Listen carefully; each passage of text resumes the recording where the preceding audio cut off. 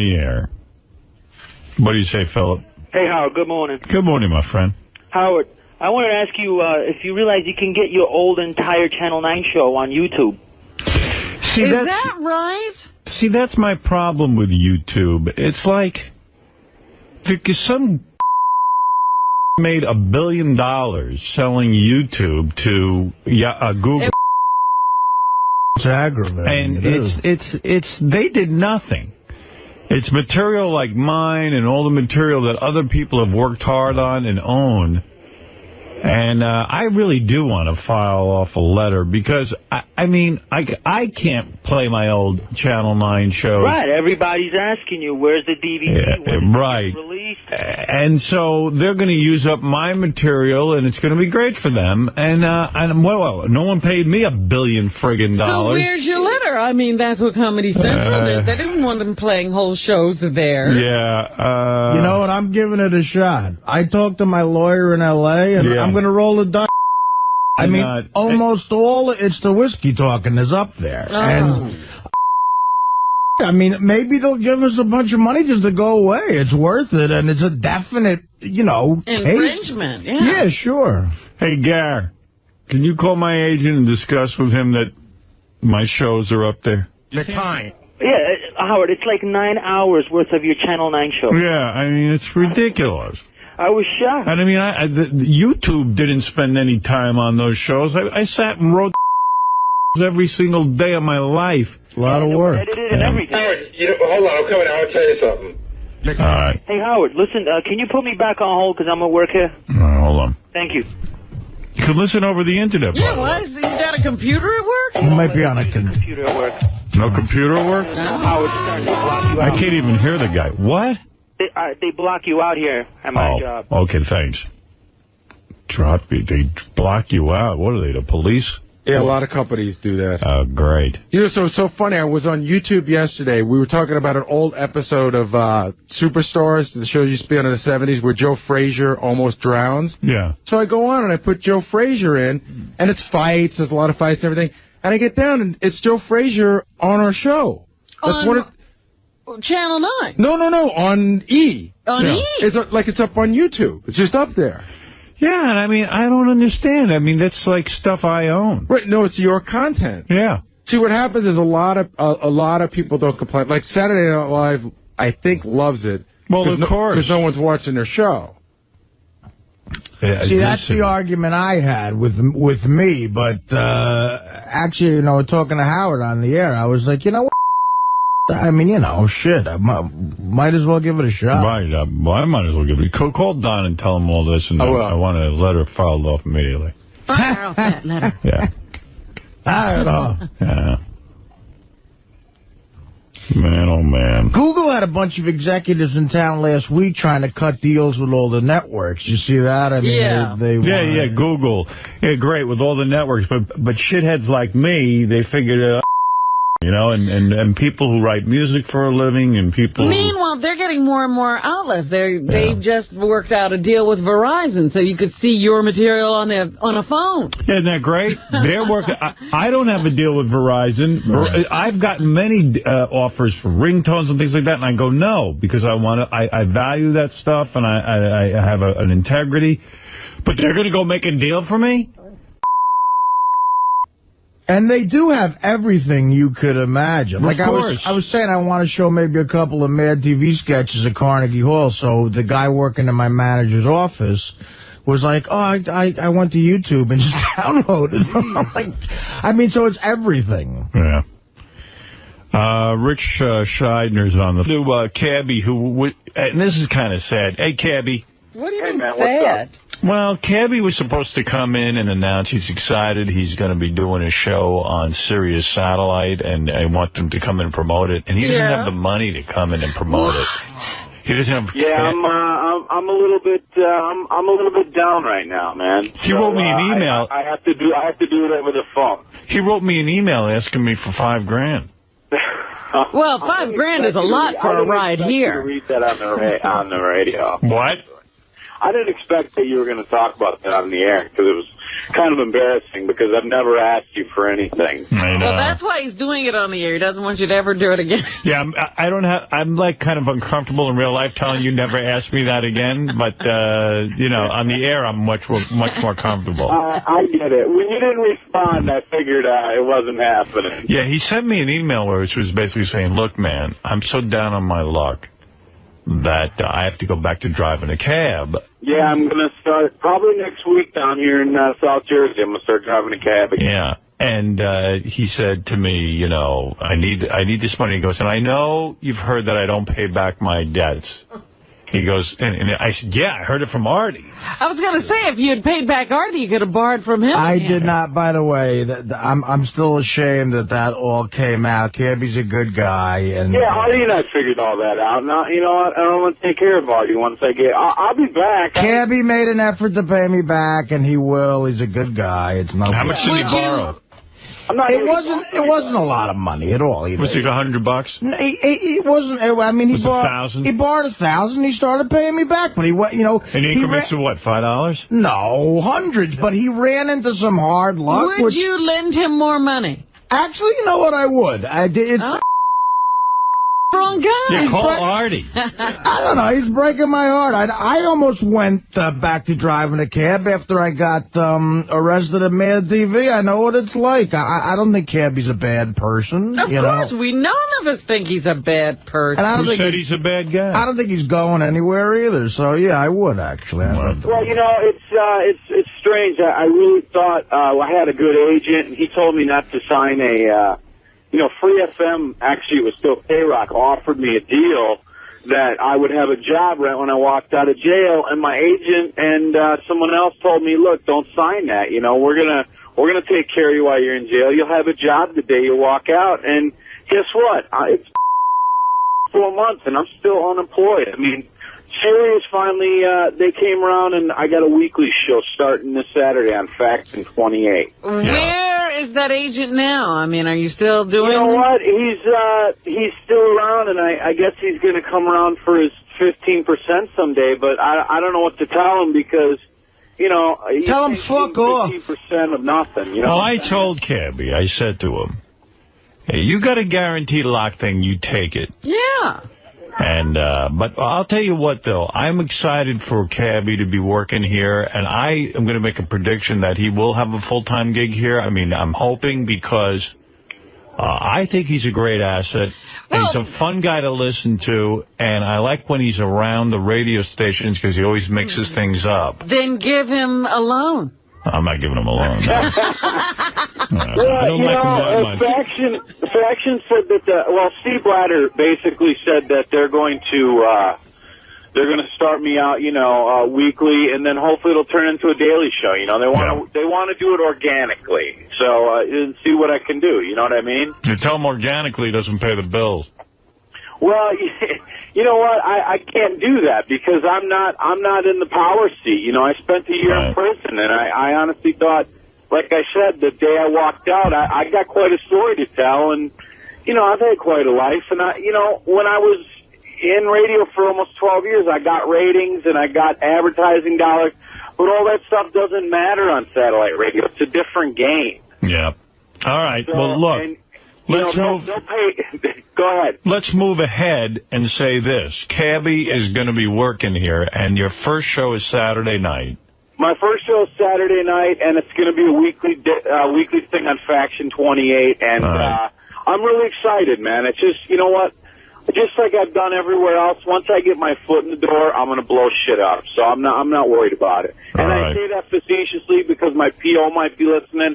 I'm not planning any terrorist attacks. All right. Real good, Cabbie, and we look forward to the show. Howard? Good luck, bro. Wait, Artie. Hey, Cabbie, listen, aside, loaning your money aside, that's a separate issue, but call me next week, seriously, because I have an appearance you might be able to make. A couple I have in mind, and I might be able to hook you up with, like, a literary agent if you're going to shop a book. I think there's a book in you. Well, I read half the book in prison, and the other half CEOs or whoever stole, and I don't know where it is, but but I got about a half a book about shit that was going on to me, and yeah, I'll definitely call you next week. And hey, Artie, can I borrow like $5,000?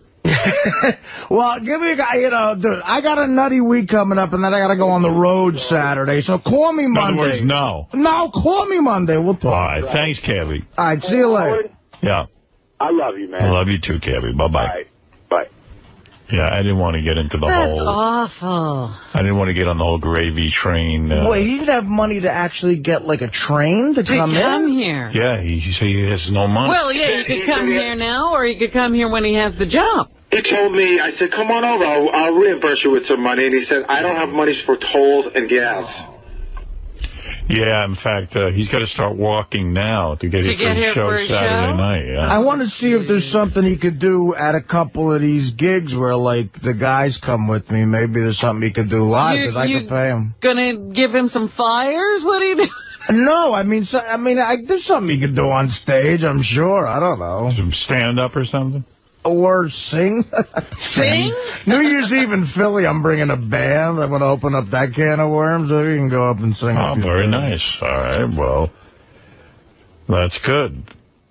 That race in New Mexico, too close to call. Wilson and Madrid, that's Heather Wilson, the one who's so morally righteous and uptight about Janet Jackson, and she wants the country all straightened out, and offensive a titty is to her, so... It's literally 50-50 right now. It's 100,000 votes to 98,000 votes. So, I mean, it's ridiculously close. Wow. But she's a little bit ahead, but just a couple of hundred votes. Hey, can you guys tell me if I'm completely wrong about something real quick? Go ahead. Our friend Johnny Knoxville was nice enough to send, I guess, all of his sweater. He sent me a nice sweater with my name on it. Right. I put it on. I love it. Yeah. Tell me if I'm an idiot. You look good. It looks like a little college shirt. It looks good on you. It actually fits Robin? It's fine. What's wrong with that? I don't know. It doesn't look goofy. No. I mean, you know, if you wore a football jersey, it's the same kind of deal, right? You want me to be honest? Yeah, be honest. Don't wear it. Don't wear it, Artie. Don't? Don't. In fact, Will and I were saying yesterday, the only person that should be wearing that is someone who's in the movie. Because we all got one. Mine, by the way, is the same size as yours. By the way, that's not that. No. You see what it is? Right. The logo is like up by your titty there. Okay. It's just that. Now he shouldn't wear it. I don't think it looks like I totally...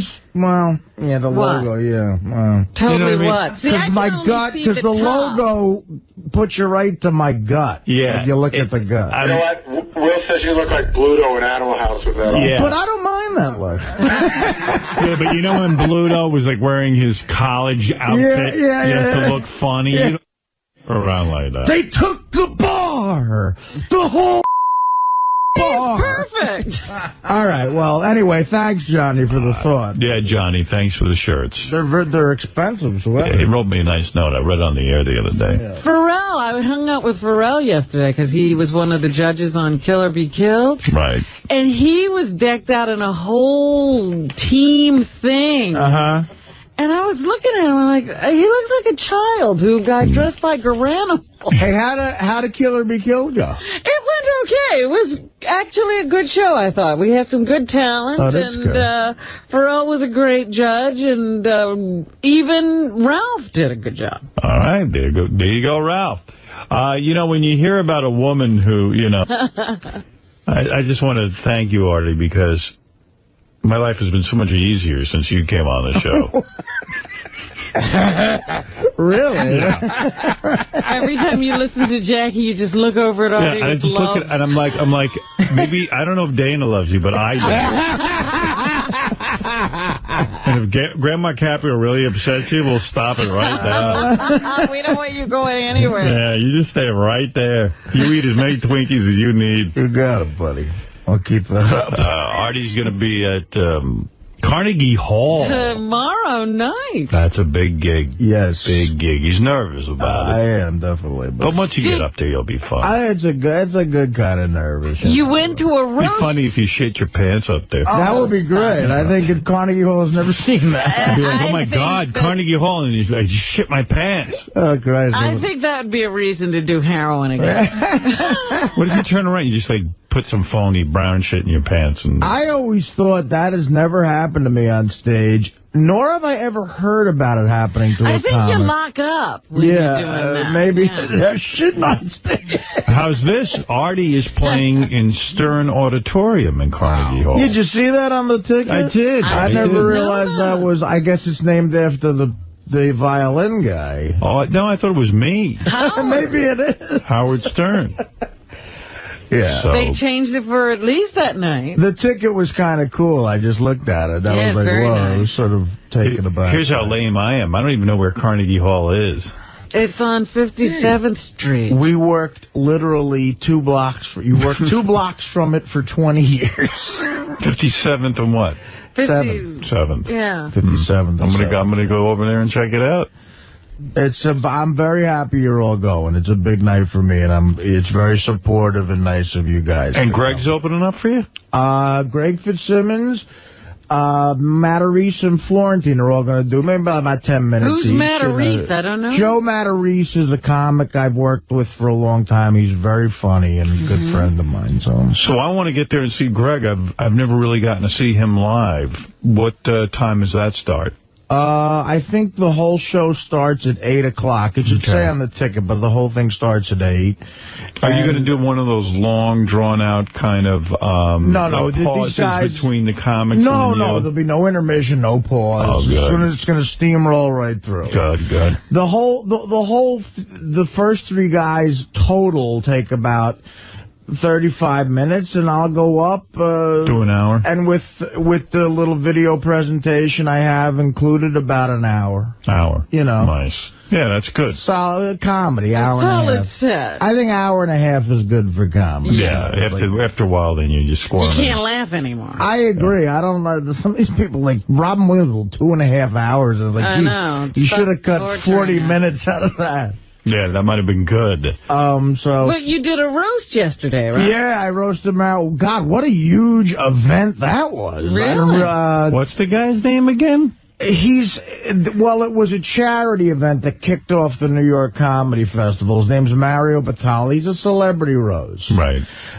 Celebrity chef. And it was me, Sarah Silverman, Greg Giraldo, Nick DiPaolo, Mario Cantone. They videotaped and Louis Black. And there were, not professionally, they were just not for television. No. But it was at this place, 𝗏𝗏𝗏 downtown. I keep hearing this name. What is that place? I think it's like, remember where Ross Apin got married, which was Cipriani? It's a place like that. It's a gorgeous hall where you have events. The food was unbelievable, and Emeril Lagasse, Stanley Tucci was on the dais, Steve 𝗫𝗏𝗏, who says hi. Right. Sarah said hi, and we all roasted this guy. He's a big fat guy. He's got red hair. Right. And a red beard. And a ponytail. Was it hard to roast him? I mean, you don't even know anything about this. Well, you know, again, he's a big fat guy with red hair and a red beard, so... Just say that. One of the jokes I had was I said, you look like Kiefer Sutherland if you got stung by bees. I just say to him, I don't know who you are, but you're a big fat guy with red hair. You're a big mess. And you know, he's a celebrity chef, and I mean the dais was packed with people you could. There you go. It was great. It was a great lot of fun. So Riley Martin show. Let's get to that. Riley was on last night. And this is a real long bit, but I'll just hang in with it for a couple of minutes or something. But Riley's bullshit is now down to a science. Oh, yes. Yeah, I have a letter here I have to bring home for Beth from Riley. Oh. He wrote a whole long letter and gave her own symbol. Have you read the letter? No, I mean, like... You didn't open it. It's like one of those guys who just writes too much shit on the page. You know, Dear Beth, We send you greetings of peace and love. Hope this note finds all well with you and loved ones. We are well. Who's we? Him and the Bobbians? Him and Tan, I guess. Be advised that no other symbol exactly like yours exists on Earth. You have an original. There is no copy. Do not laminate your symbol. Oh, do laminate your symbol and keep it safe. Your symbol will protect you and bring you many blessings on Earth. In the end, if necessary, it is your ticket out of here. Also encloses your headband. It is the sacred band of the Seminole and the Cherokee nations. Your band makes you a member of the nations and a member of my family. They call me a shaman, go figure. Give our best wishes to Howard and the crew. Take care and may peace be with you. I remain yours sincerely, Riley. Wow. Do you have the band? I want to see that. Yeah, Gary has it. It's like one of these weird little schmatas. Yeah, I think he wears. You know that thing he wears around his head? Right. It's one of those. I think he wears that to keep his head together. His head's gonna explode. Also encloses a nugget of my feces to represent my bullshit. They call me shaman. Go figure. Go figure. Who's we and who's calling you shaman and what are you talking about? Anyway, here's Riley from his show. Let's sit back and hear a sample of that. There's a group of extraterrestrials. There are 7 intelligent groups of aliens that maintain the same mothership. The mothership is hosted by my friends, the Biavians. Okay. There are 7 intelligent groups there, among which is a group called the 𝗏𝗃𝗍𝗄𝗏s. They are obviously reptilian in origin. Near my birthday in 1988, I started getting a message that was not from my friend Tan. Okay. They were saying, "Friend Martin, we have heard of your greatness. Whoa. We are 𝗏𝗃𝗍𝗄𝗏. We would love to speak with you. Have we your permission?" What are they, smokers, the 𝗏𝗃𝗍𝗄𝗏s? They must have taken lessons from Darth Vader. Fire-breathing dragons. Do we have your permission? Luke, I am your father. Lukey, balls on hookie. Oh, wait, that's Jackie's show. You ever feel like our channels are just like mental patients? Yes, I do. Everybody's insane. That's what I love about it. Me too. It's kind of what I think about them as well. What's going on here? The nuts have taken over the asylum. See, neither evil men nor con men. Can't believe. Where's the guy who invented satellite?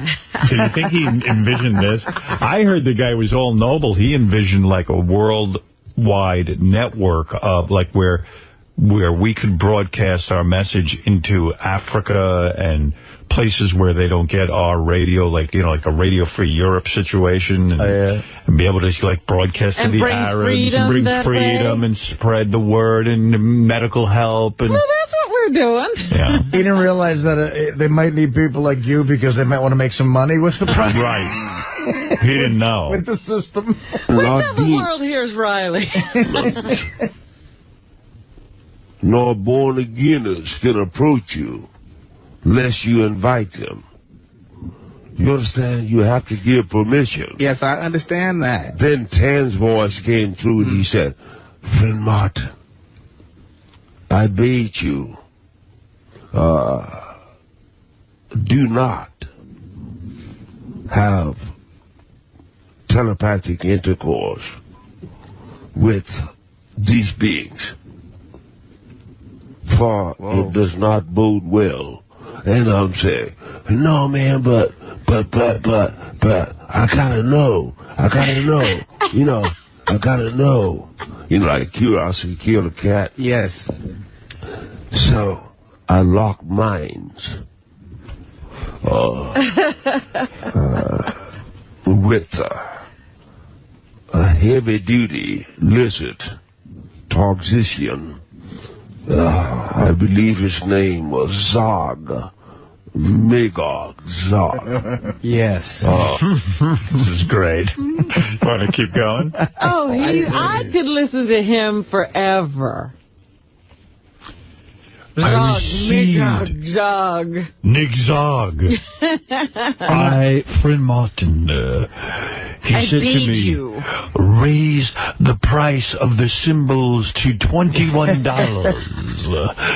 And I particularly like when our mental patients go off on tangents. Like the part of the Andy Dick show I love the best, and we played a little of this, was when he's talking about the marijuana he has stashed away. I have some wonderful medical marijuana. And with red wine. Great bottle of red wine. Yeah. We're just waiting, stashed away in a secret place. A great stash of chronic medical marijuana. Clearly a guy who's just dying to get high. Yeah. Can't wait. Where's that wagon so he can jump off it? Right. There's no wagon, trust me. He ain't jumping off anything. Okay, we'll keep continuing with this. Yes, because I got to hear the end of this story. He's locking minds with a big lizard. Can you imagine, like, this space being his friend, who is a Biavian tan, is telling him, do not lock minds with the 𝗦𝗵cie𝘄s, but he's got to do it. Right. Yeah, he's telling him it's sure disaster. And he's got to do it. It's not enough to be in contact with Tan. Well, for me, it explains a lot, you know, that Riley's mind is the way it is. Teaches you that Riley can't be trusted. You befriend the guy and you tell him not to do something, then he has to do it. Haven't we been bitten by that same bug? Yes. And very powerful. And I could see him as he could see me. And he would say, these things you have learned, 'tis best you cease to reveal them. Don't do that Howard channel. Tell me up. He said, friend Martin, you are a nut job. When I was in the bare knuckle ring, he said unto me, friend Martin, you could make a lot of money from all this bullshit of yours. We've heard of your greatness. What greatness? Yeah, he's hardly great on this planet. Shall not bode well with you. Yet we are your friends. And even as he was saying it, I felt something started in the stem of my brain and moved down my spinal cord. And my body started to being paralyzed. physically? Physically. And I could hear my heart. Boom, boom, boom, boom, boom, boom. You know what I mean? Riley's got I feel bad for the sidekick, dude. He's got to sit there and listen to this shit. Right. He can't get out of the room. Friend Martin. Who do you think has it harder, Riley's sidekick or Jackie's? Oh, that's a good question. I asked the question. Oh. Jackie's.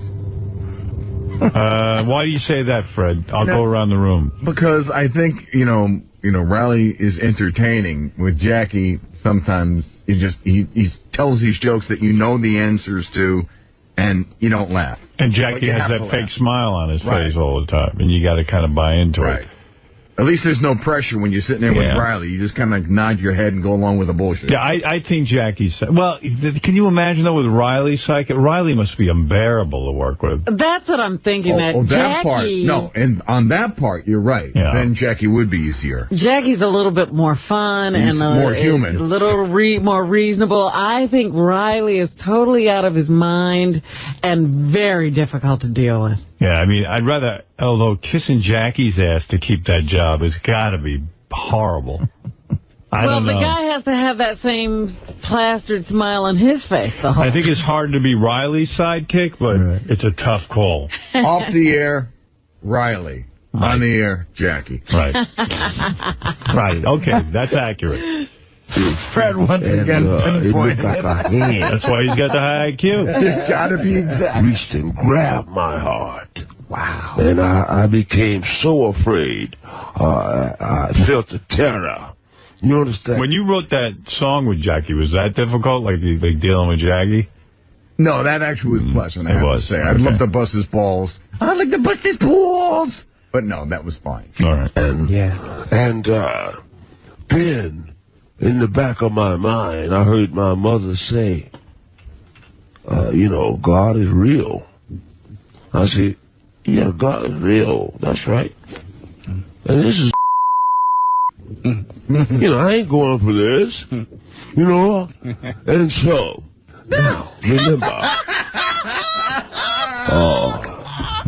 that's good shit. When you open the line to telepathic communication, you cannot talk to me on a telepath phone without me being able to talk to you. Okay. Therefore, whatever you give me, I can give back. And I start visualizing a hammer nailing a nail. I had enough. No, come on. I'm into this. I am into it. Oh, yeah. You see, it might be Riley's sidekick with the tougher job, because how do you look at him during this diatribe? Well, you can look at him in utter amazement, and he'll think he believes this. Like, where's this bullshit coming from? In this lizard's head. You understand? That kind of disconcerted him. I saw his expression change. You understand? Yes. Then I wound up a chainsaw and started cutting on him. You mean you did this in your imagination? In my imagination. Wow. But you see, for him, it's more powerful than you. You know, I can show you Freddy Krueger in a vision. Wouldn't bother you. You seen that. Right. But with him, since he's a true telepath, everything you do is real to him. You understand? Wow. And I was cutting him the... Yeah, all right. That sums it up. It's harder to be Riley Martin's sidekick. Oh, my goodness. Wow.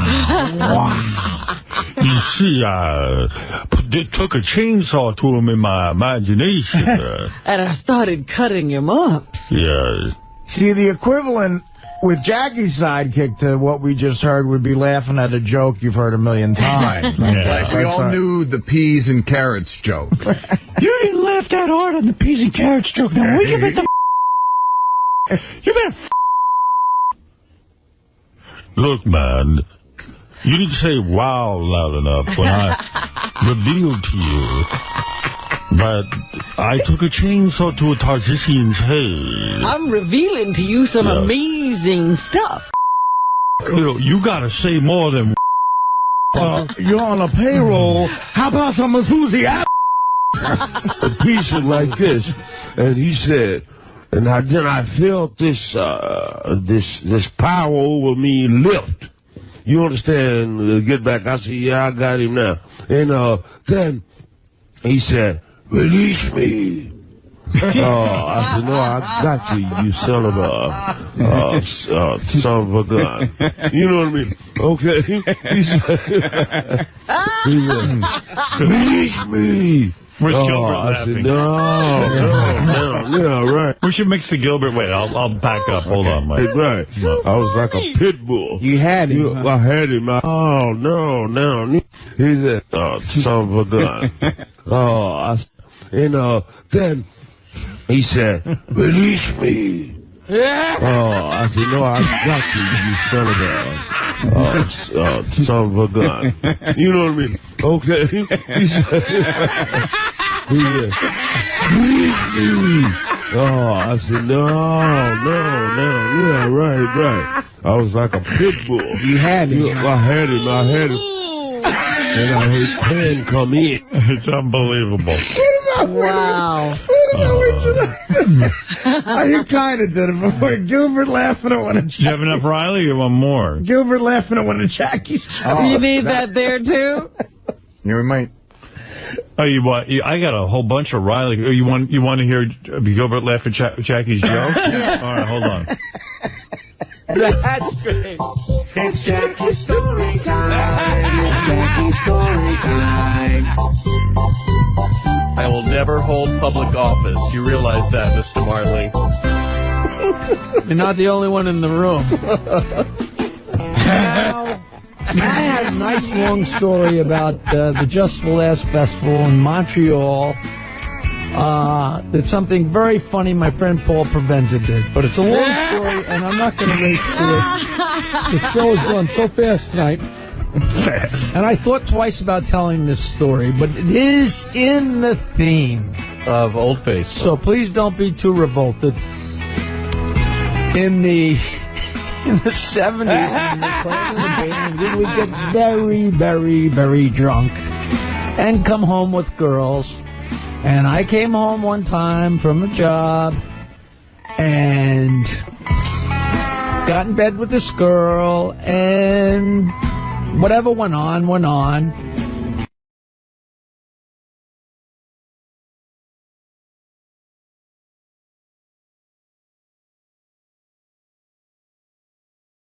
A lot of you out there don't understand that Latinos...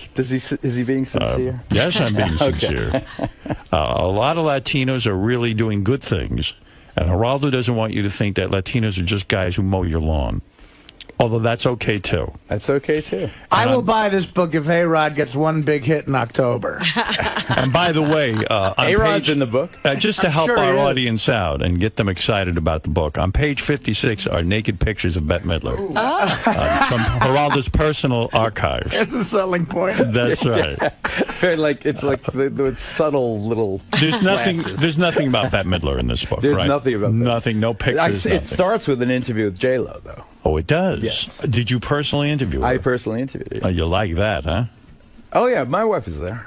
So is Mark. I wasn't implying anything. They had to have both of them there. Is her ass too big?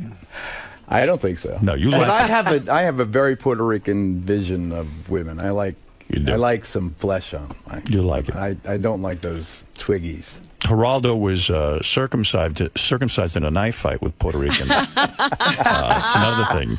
A lot of people think because he's Jewish, that's how he got circumcised. Well, there was no bris. But I'll tell you one thing. J-Lo's ass is the size of Geraldo's island, his private island that he owns. What's it cost to run a private island? I mean, when you say you have a private island... Not much. Once you buy it, it's how much does a private island cost? I don't think I want to tell you, but it's not that much. I mean, it's 3 miles south of the coast. It's not developable. I have a little house on it, but you can't put a hotel and make it a commercial. No, I understand it. So who wants to own it? My kids don't even like to go there with me. I go alone. Because there's no services there. In other words, there's no water slide, there's no disco. You know, what are they going to do there? You bought a private island. I wrote this book in large part on that island. That's what I bought it for. What do? You fly to this island? I sail my boat down. You know, I live right under the George Washington Bridge. I sail my boat. It takes 8 days to get to the island. To get to the island, I moor it there, and then I go back. You sail it, or you have a captain? No. I am basically the captain. I'm between captains right now. So me and Greg Hart, my longtime partner, or one of my kids. You know how to drive the boat? Yeah. You know how to I went find to Fort the Schuyler island? Maritime College in the Bronx. And you know how to find the island through compasses and such? This is the boat I sailed around the world. Remember, I sailed around the world over 3 years, and I went up the Amazon River, 1,600 miles. Don't you think it's strange that you go to Puerto Rico to get away from Puerto Ricans in the sense that you don't I don't get away from Puerto Rico. I love Puerto Rico. Sure, you go to a private island. I go to the island, but I go to have dinner in the Typica places. I love. Oh, you do? Because it seems to me like you're hiding from Puerto Ricans. Puerto Ricans love me, and I love them. All right, and you go to this island, and what did this island cost? You won't tell us? In in the very... Millions? No, we're not in the high. 30 grand. No. Someplace between millions and 30 grand. Is it somewhere in the hundreds of thousands of dollars? Yeah. Yes. Deeply into that. And there's a house sitting on there? Yeah, I built a little house on it. A little house? Yeah. And you go there and you sit there? I go there and I sit there. You got TV? Now, who takes care of the house? Do people I got the guy, a fisherman who lives nearby, who's one of the first guys I met, and he's very conscientious. In fact, it was the 𝗻𝗿𝗄𝗍, it was the townsfolk who built the house. It's very typical house, sturdy, you know, because we have a lot of hurricanes down there. Robin likes this. She's thinking about the private right on island. the reef. I look out at the, you know, the trade winds. You got TV? I have satellite, yeah. You do? Oh, okay. So it's not so remote. No, not so remote. No, it's as remote as I want it to be. Right. You ever take chicks there in the old days? I didn't have it in the old days, but it certainly would have been the ideal spot. Do you ever sit there and fantasize and say, gee, if I was single, I could bring a lot of chicks to this island?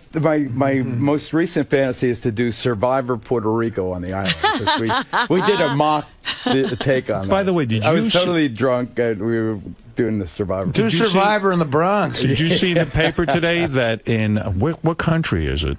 I forget what country it is, but they have their version of Survivor, a reality show. And this is the first time a contestant died. He died. Yeah. He died. Yeah. They put him in the water, and he had with a backpack. And he drowned right on television. Now, that's reality. I think reality TV. That's the most real reality TV has been. It's so fake. I really don't like You've had it with reality TV. I like Dancing with the Stars. I mean, they asked me to be on it several times. Are you going to do it? My wife won't let me, no. Why won't she let you? Well, because there's always the backstory. You fall in love with your partner. Or and you know you all would. That kind of stuff. Yeah, but if you're working out with someone, you're sweating all over them for 3 months. And, it's hard. His wife knows him. Yeah, right. She's like, no, My you kids couldn't are divided. survive that. Your wife is smart. Believe me, she knows you. You can't teach an old dog new tricks. That's right. You're sweating on a woman. You know what would be great? You're doing a lot more than dancing. That's exactly right. They should have you dance with swapping bodily fluids. They should have you dance with a guy. That way, the only way we get you on that show. Here's Geraldo with his partner Bert. All right, listen, Geraldo, you've said enough. Okay. You've certainly. It's been a pleasure. Long time no see. Long time no see. I know. I see you on. I shared the stage with Beth. She's wonderful, and I'm going to do that thing with the North Shore Animal Rescue League. Yes, Geraldo is going to host an event for North Shore Animal. Oh, wonderful. Yeah. I got a dog, a rescue dog. Yeah? A wonderful dog. Yeah, they're a great Elvis. Organization. Yeah, Beth's like over there doing the whole thing. You named the dog Elvis? Yeah. Oh, yeah. wonderful. Well, Geraldo can't have a normal dog with a normal name. He's got to have a star. Elvis means shithead in Spanish. King of all blacks, go ahead. Quick. Okay, I didn't let. Do you mind taking some calls quickly? All right, Geraldo's new book I can in just stores. See what this is going to be like. Great progression. Let's go to King of all blacks quickly, though. Don't go on too long. Go ahead. Okay, I love you, Orlando. I want to ask you a question. When you were a young girl, like when you married young women, you two, Howard, what do y'all do to keep them interested in you? I know what you do to keep you interested in them. What vice versa? What do you do sexually to keep? I think my wife is losing interest in me, quite frankly. You keep working. You're obviously not doing the right thing. In fact, I had an argument with Beth about this. The best birth control is having a 4-year-old like, Mom and Daddy, I'm in the bed. Well, I don't know. Like this week, Beth had her period. Is this more information than we need? No. This is a very clean story. Right. Beth had her period, and like I was very aroused and thick, and I needed release, and I was going to go masturbate. This is a clean story, and it is. The kids get the kids by the radio so aroused they can hear the story. And thick. Everyone should hear this. Everyone gather around. I was girthy. This is a family story. And I gotta be honest with you. I was so, I said to her, I need release. You should take care of your husband. When there's other things you can do. Get the cream. Give me a hand job. Something. I don't want to go jerk off. I want my wife. And she was like, kind of like, I'm on my period. Relax. Can't you wait a day or two? Now, I don't, I got upset about that. Do you get upset when you need like a hand job? Without being specific, that's a conversation that is not strange or in my life. Right. Yeah. Do you think your wife But that's the thing about monogamy. Yes. Monogamy, you know, it used to always be, well, that too. But it used to always be that you could ship someone, all right, this is her time, go to the next. But when you're monogamous, you've got to deal with the biology of it. It's true. In fact, this to me, like being so into, like putting all my eggs in one basket. Speak, right. Now I need her. She's got to step up to the plate. She's got to step up to the plate. I tell her this. I said, listen, I've invested everything in you. Me too. You know. Me too. And I can do it bilingually. I bet. I mean, but you know, Geraldo, like, this is scary to me, to be in a relationship where I'm so, like, I rely on her to make me feel like I'm attractive. It's all about her. I mean, that's right. That's right. I need her to do that for me. And not the biological release, your self-esteem. Yeah. How much release do you need every week? I have not varied much over the years. 3 times a week? That's good. 3, 4, yeah. You haven't slowed down now that you're in your 60s? No, that hasn't. I'm still in good shape. You know. I mean, you've got at least 10 years on me, so I want to know what I'm in for. But look at him as opposed to most 60-year-olds. He kept himself in shape. He's got blood flow. Yeah, Geraldo doesn't walk around like an old man. I'm going to stay in the business as long as I have a waistline and hair. I still do the workout. I just got tired of 25-year-old Puerto Rican kids knocking me out. Yeah, there's enough of that. For a while, you like that. Join the club. Yeah, and I'm not even in the boxing ring. How long do you think this marriage is going to last? You going to go the distance? I'm going all the way. You're going all the way. She's burying me. I want to be buried on my island, too. Oh, really? Yeah, make it a little museum for... Well, I can't go to the island. Let's hope you're dead when they do that. Yeah. Right. Steve, go ahead. I saw that movie, too. Go ahead quickly, Steve, because Geraldo's very busy. Hey, how you doing, Geraldo? Good, I want to Steve. thank you for ruining my career. Back in high school, at like 74, 75, you were doing Willowbrook, and I called and I wanted to volunteer and work for you, and you said, okay, great, come on up. Bring some other people, and I brought these 2 hot smoking chicks with me. And that was my mistake. Yeah, because you probably didn't get the internship. He only had 2 slots. And you said to the girls, okay, I need some help on this story. I need some information on this story. Hey, Steve, can you take out the garbage? I mean, you treated me like crap. Geraldo, what about that? Did you treat the female interns better than the male interns? You know, right now, I just did Regis and the producer was one of my interns. I have interns scattered throughout the broadcast industry now. And did I treat the females differently? Yes. Of course. Yes, she did. Oh, you ignored me completely. But now there's all these rules. Now you can't. You mess around with an intern now at a network, Fox or these other networks. You're out. You're no fired. nonsense here. No contract. No nothing. Clinton fucked it for everybody. He did. He really sure did. Let's go to Marianne from Brooklyn quickly. Go get Geraldo's new book, The Great Progression, in stores tomorrow. I'll give you a hand job any day. Hurrah! My school took us to Willowbrook just before you unfolded that story, and that will be etched in my mind forever. I fed babies there, and I had never seen anything like that. And I can't remember what I ate last night for dinner, but I can remember like that, like it was yesterday. And I think you're awesome, and that was, I think, truly one of your greatest accomplishments. Thanks. I'm still very involved in that charity. We still make money. Now I don't box anymore. We've got a golf tournament. Let's go to Max. Come on, Max. You're on the air. I don't know one thing she said, that voice. Max. Geraldo, a pleasure. When I heard you were on, I had to call in. Listen to what he's saying. The Latino community has pumped over $1 trillion into the world, into the economy last year. They are growing by leaps and bounds. My fiance opened a company this past year called Casa Latino Real Estate in Freehold, New Jersey. They're on a mission to help Latinos achieve their goals. So you agree with Geraldo's assumption in the book, the conclusion that, Geraldo, what if you had done all the research for the book and found out Latinos were not helping the economy? There would have been no book. You wouldn't want to let that story out. I sort of had enough information to know that the premise was sound. I see. You were comfortable with it. He had the Jewish side to fall back on. That's true. I mean, Social Security. Look at Social Security. Average age of white Americans is 40. Right. Average age of Latinos, 27. Wow. So who's going to do the heavy lifting for Social Security? It's obvious. That's right. They are the infusion, the energetic young population. And Europe doesn't have a comparable population. We have nothing Russia. against Latinos on this show. They are dominating baseball, that's for sure. It. Look. Hey, can I ask Geraldo something? Quickly.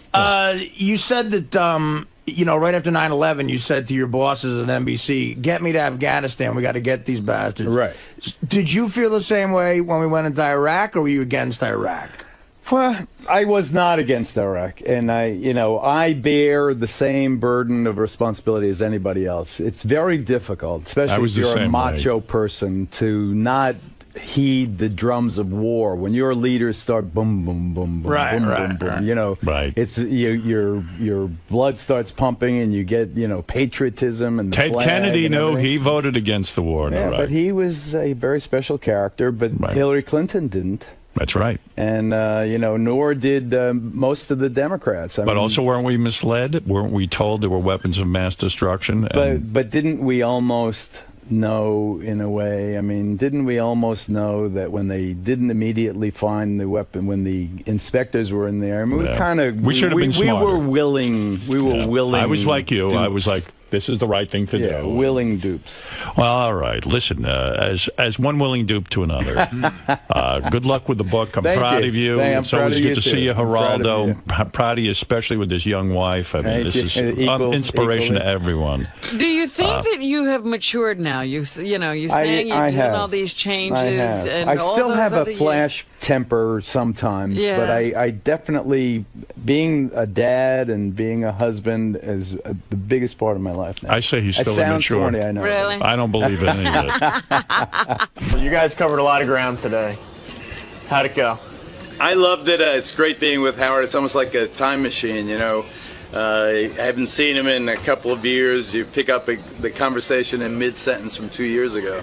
He's a wonderful guy. We relate, kind of come from the same bundle of personal experiences, the same 5-mile area in Long Island, and is that why you seem so comfortable in there? You guys connect? Yeah, and we've evolved together. We've come a long way together. There's no accidents in long-term success, and I think that Howard's a genius, and the fact that he's still bigger than ever is quite extraordinary, but it's also because of the measure of the man and his team.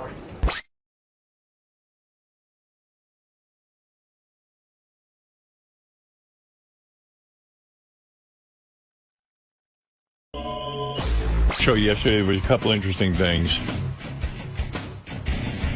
Oh, this guy says he has interesting information on True Blood, but I don't want to know any plot Is points. he going to give us Rich? spoilers? Howard, it's not about the plot. I wish I knew what the hell was going on. Right. In the show. The lead guy, Bill Compton, right, the lead vampire? Yeah. He was in a movie that I happened to watch recently, and I said, that's Compton. It's a movie that you talked about when it came out. Quills. Rich? Jeffrey Rush. Rich, I gotta get out of this. That's interesting information. It's Jeffrey Rush, Bill Compton. His real name is Stephen Moyers. Oh. He was in the movie Quills. That was a good movie, Quill. It's a great movie. Yeah, I don't even remember it, but I remember liking it. Jeffrey Rush. Yeah. It's a great movie. All right, Rich, thank you. Please. Who gives a shit? Who gives a fuck? That's the information that the guy... He had to break in with that. The guy had another acting job? Can you believe that guy worked before True Blood and played another character? He's an actor, and he acted in something else. All right. Now... That was the worst phone call of all time. That might have been the worst call ever. I think, get that guy back. He's the worst call of all time. Thank you for your call. He gets a prize. The guy from True Blood was in another... Douche. Tommy, you're on the air. Hi, Tommy, in Malden, Mass. Hey, Howard, you know something? You know how much you mean to people? I want to thank you for yesterday's show. That was that should go in that broken down building in Chicago there, the Radio Hall of Fame. The Ted Kennedy show was unbelievable. Tommy, thank you. But speaking of the Rock and Roll Hall of Fame, this is the greatest listener out there. sent me, I got in the mail, Robin, a letter and a big box, and this box weighs a ton. It's from a guy named Craig. And, you know, there's a Radio Hall of Fame, and we basically pointed out that it's a ridiculous organization because it's one guy who decided to call it the Radio Hall of Fame, and he's in charge of it. And the guy's not even known in radio, and nobody even knows what his credentials are. So anyway, I got a letter from Craig, and it's addressed Craig's Radio Hall of Fame. Dear Mr. Stern, congratulations on your induction to Craig's Radio Hall of Fame. Each year, our panel, me, some friends, and my neighbor with the oval-shaped pool, select a radio personality that we think is really, really good. This year, it's you that we like. Isn't that cool? Though we do not have an actual building, your framed photo and brass nameplate will be mounted on my half-furnished basement with a full bathroom, by the way. You can visit anytime you like as long as you call a day or two in advance so we can clean up the toys and other shit down there. So again, congratulations on this ultimate honor. You are really, really good. Sincerely, Craig, founder and running things guy for 𝗓𝗄𝗏. And that's great. Look at this. This is a Craig's Radio Hall of Fame trophy. Oh, wow. He went out and really did something. And on it says, Craig's Radio Hall of Fame recognizes Howard Stern for being really, really good at radio stuff and all things like that. 2009. That's great. And it's a big glass block. It's gorgeous with a big star. Beautiful. So I'm going to put that here in the studio up on our ledge. Wow. On our mantle. You should visit that. You guys should go visit the Radio Hall of Fame. Oh, that's so funny. And it's perfect. So I'm the winner of the Craig's Radio Hall of Fame for outstanding radio. Because that's the same as that Dumont guy. Yeah, absolutely. There's Wendy? absolutely no difference. Wendy, it's Bruce Dumont. What? I won? Oh. Where are your tears for Craig's Radio Hall of Fame? I might have Craig call in so I can have my tears. There you go. Yeah. Hey, you know, so yesterday on the wrap-up show, I was listening to some of it. I didn't get to hear all of it. But they dragged Scott the engineer in there, who's always good radio. And the discussion was mostly about Scott's DJ business. We haven't mentioned that DJ AM was preceded by Scott the engineer. And, you know, as I was listening to this on the radio, I was thinking about Scott the engineer. Like, I mean, the one profession, I mean, who's the one guy you wouldn't want at a party? It would be Scott the engineer. And the profession he chose was party. Was a part, like he runs the party. Yeah. I mean, you couldn't pick a more bizarre sort of side job. When have you Scott. ever looked at Scott and say, now that's a party? Right. You're coming to my wedding. DJ Downer. And I'd like to call up Michael's best friend, Michael, who has a toast for the graduation boy. Where's my shit?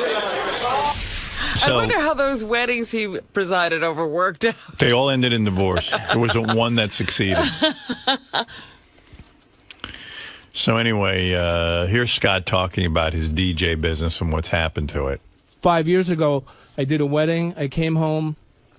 I put my shit in the closet, and I said to my wife, I am done. My equipment is still sitting in that closet. 5 years later, I have never touched it since. Maybe I'll buy it off you. It's worth a lot of money. You're telling me if the price wasn't right, you wouldn't come out of retirement? If the price was right, I would come out of retirement. It was so great, like about, you know, like when in Vegas, everything's about the DJ. So if anybody wants me to DJ their weddings, you know, forget wedding. It should be that. Ladies and gentlemen, at Club Pure Saturday night, Scott the engineer. I would love to do clubs right now. I mean, that would be the. You don't know half the music. It's not hard to figure out what it is. Ay vey. If it's not hard to figure out, why isn't he doing it? The guys are making tons of money. Then they talked to Scott about the fact that, like, when he was DJ, like the DJ has to learn all the dances and has to. He has to be up on things. Yeah, it's sort of like a in show. The club. Yeah, it's sort of like he's the fun guy at the party. Like you want to hang with him. And Scott refused to adapt as a DJ. Like he would not alter that personality of his one bit. He was not going to bend for anyone. It used to crack me up when he'd get into that tuxedo. Yeah, his outfit. Bend records. Did you ever sing along? No, I would. You would yell hands up, though, right? You would do the hands up. I wouldn't really sing. I would just go hands up, but I wouldn't sing. Was that how you did it? Would you just like state hands up? Everyone. I resisted every time a new thing came out, like the Macarena or Electric Slide. The DJ had to learn those dances, so most times he would be able to teach people. Can you learn those dances? No, I never learned those dances. Scott, can you do the Electric Slide? No, I faked it. What I would do is like, all right, we got a request for Electric Slide from her. Now you come up and you have to lead everybody on the Electric Slide. I would make the people that requested that song. I don't believe him. Come up. I think he could definitely do that. I'll tell you the one song I knew he did learn. Hands up. I saw him on a fucking conga line doing it. Yes, Scott? No, I just, Doug just offered me a gig that they're having for Beetlejuice, a party at the end of October, and I turned him down. Why? Well, first of all, I'm so out of the music scene for parties. I have no idea what I'm just, I was done with it. I just didn't give a shit anymore. Scott's so funny. He's got that antiquated equipment in his closet, and he goes, well, if anybody, and then Gary goes, well, I should buy it off you. He goes, oh, it's worth a lot of money. It's not antiquated. Yeah, but come on. CD players, but it's an amp and speakers and a mixer, which it's worth a lot of money. Did you think it costs a lot of money? But it's not even state of the art anymore. Well, the speakers are. I mean, they're Bose speakers. You can't get any better than that. Mm-hmm. I don't know. Somehow Scott smelled some dough there, right? But yeah, that's. I'm just surprised you turned down the gig. I mean, I just wouldn't do a good job. Number one, right?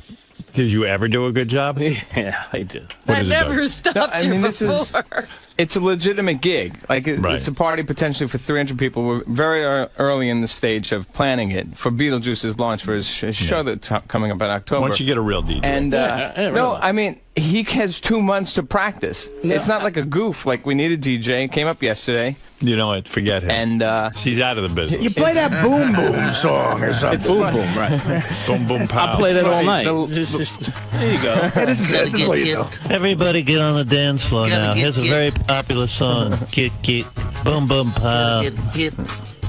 Gotta get.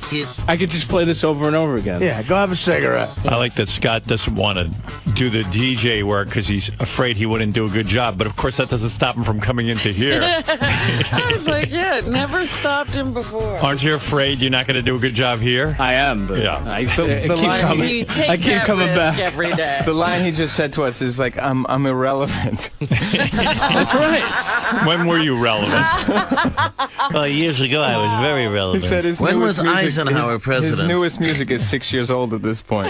I gotta tell you, when I wore my toupee, I looked a lot different back then. Now that I don't have my hair, I don't think I'm as relevant. I look like Colin Farrell. I'm done. Done with that. The pile-on begins. Back then, I looked like Colin Farrell. Now I look like Colin's ferret. Yes, Gary. I think I've just uncovered another piece of Stern history. So Ronnie told me that Scott had a video, and when you wanted to hire him, he would come to the house and show you the video of him DJing. Oh. And I would love to see it, but he said that Ronnie's son said, when he was getting married, that he came and showed the video, and that, for Ronnie's kid, that was it. He wasn't hiring Scott based on what he saw in the video. Oh, really? The video was a turnoff. It was a non-sales tool. Scott's staring like he knows this is 100% true. You don't even want to come back to defend yourself. Scott, what was the video? It was just me doing a wedding. Do you still have it? Probably somewhere. I don't know. Could you please bring it to me? You got to find that. Yeah, that's a TV special. Excuse me. That's worth money. Would you like to see my highlight reel? Sure. I'm sure it'll excite you. I can't believe it. Ronnie's son looked at the video and said, next. It's like the DJ version of Schindler's List. It's so depressing. The son of a friend. I know I look like a sad sack sitting here, but when you see me in my tuxedo...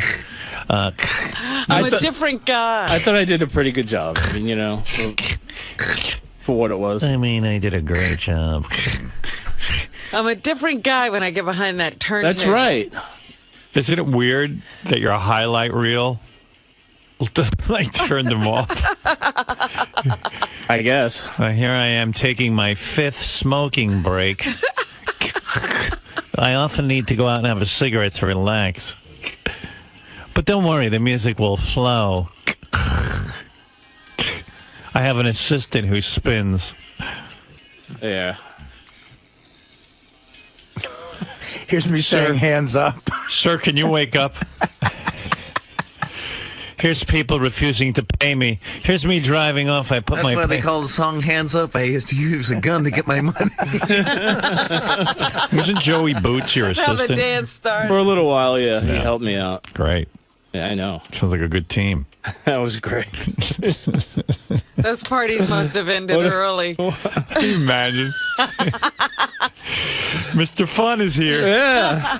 The life of the party. Mr. Fun and his fun assistant. A gay drug addict and a downer of a DJ. And Mr. Zippity Doodah. A gay drug addict and Joey Boots. I used to get... I didn't know he was gay. I used to get undressed in front of him, too. I wondered why he tried to suck my cock. And he's still gay. Wait, you used to do like a costume change? You used to No, I would come in dungarees when we set up. You know, I would just come in then you get in jeans his and tuxedo. Stuff. Then I changed. Ego. Then I changed into my, you know, like Superman. That's right. My super outfit. My super tux. Are there 2 people you'd want at your party the least? I mean, like, can you name them? Joey Boots. Scott the engineer show up with them. I'm schlepping in my equipment now, but don't worry, I'm in my jeans. That's when I'm moving stuff. Then I'll slip into my outfit. I mean, I wouldn't accuse anybody of anything, but if anybody remembers anything missing from one of those weddings. Well, thank you, Scott. Okay. It's a great... Why, did you want to add something? No, nothing. See, when you get into his DJ days, I just think of the time that the kids attacked. We've been through this. Yeah, well, the kids beat him up. He got beaten up by 6-year-olds. All right, thanks, Scott. Okay. I won't embarrass you with that story. What else? Oh, one of his better DJ days. Scott. Oh, it's you. What? You're not confident enough? No, not now, not anymore. I used to be. You're too far out of the I was game? the life of the party. When? 1927. That would be it. No, so seriously, how long would it take for you to get back in the game? Oh, it would take a while. I mean, I would have to get all the music that's current, not only current, for the past probably 10 years of music to get up to date. I'd have to get new equipment. I mean, it's a big investment to get back into the thing. So a lot of time and money would have to put into this? Yeah, pretty much. I mean, you know, they don't even use CDs anymore, which is really, you know, I stopped 5 years ago, and now nobody uses CDs anymore. Technology is so far advanced from 5 years ago that they use a laptop with a hard drive. That's it. So everything would have to be set up again, you know. Can I tell you? Not even for Beetlejuice? Nobody gets me. I have an offer. No. A legitimate offer. Doug again, Goodstein with an offer. Again, I'm not doing this as a goof. Like, it came up yesterday, this on the air with you and DJing, and then in a meeting, like 4 hours later, we needed a DJ. How about we'll get a DJ and you could be the celebrity host? You know, like DJs have. Okay. I would consider. So it's sort of like a DJ, but you'll just like introduce some songs. You'll talk to the crowd. Right. Okay. I'll think about that. And I'll pay you. Oh, look at that! Even money involved with this. Look at that. It sounds reasonable. I'll think about it. I'll let you know. Who the fuck does this guy think he is? No goof. Everything, it is a goof, because everything Doug does, there's always a motive behind it. And so, of course it's a goof. There's no goof. There's going to be cameras there. What's the goof? We're going to have It's a Beetlejuice show. There's going to be cameras there. And here comes Scott the engineer to make a fucking fool out of himself. What's the goof? It's a party with 300 Stern fans. Oh, yeah, just what I need. Just what I need. Beetlejuice show. And what's the goof? What could go wrong? No, I wouldn't get heckled at all, right? From 300 Stern fans at a party that I'm fucking hosting. You gotta do it. You're Scott Super DJ. Super DJ, right. You're too good to DJ, so you could just Maybe, be on the mic. maybe if you can control the amount of tomatoes that get thrown at me, I might consider. We'll talk. We'll have the business discussion. We have a, you know, this is called negotiation tactics. See, you gotta wait. You gotta wait and see. You know, play out the scenario.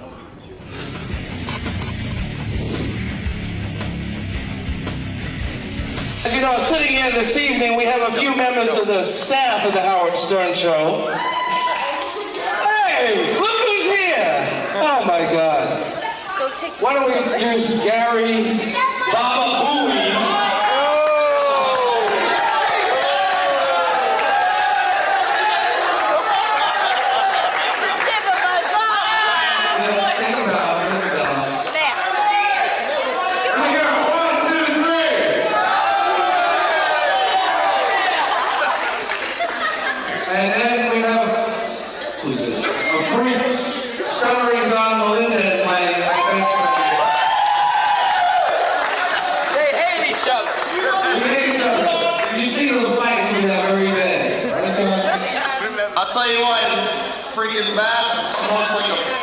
This guy smokes and dying of cancer. I know, right? Give me that. Just give it for a second. Look at Scott's hair and look at John's hair, and you tell me what they like. Frankie almost created his own page show in Raleigh. That was something to do a few minutes ago.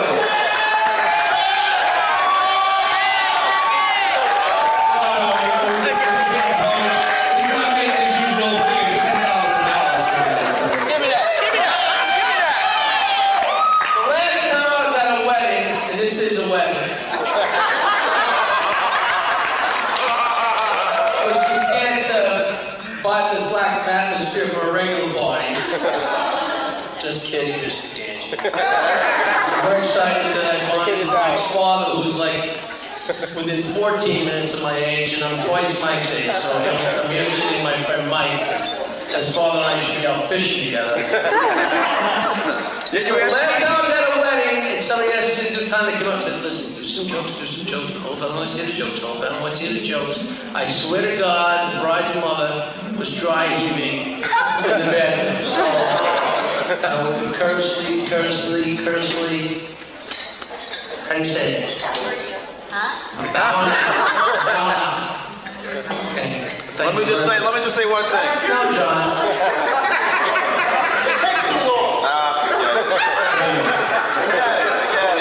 You blew my moment. Of course I did. You blew my moment. Of course I did. I was going to say, it's got a bit target with the military guy. Of what? That freaking... What did he say?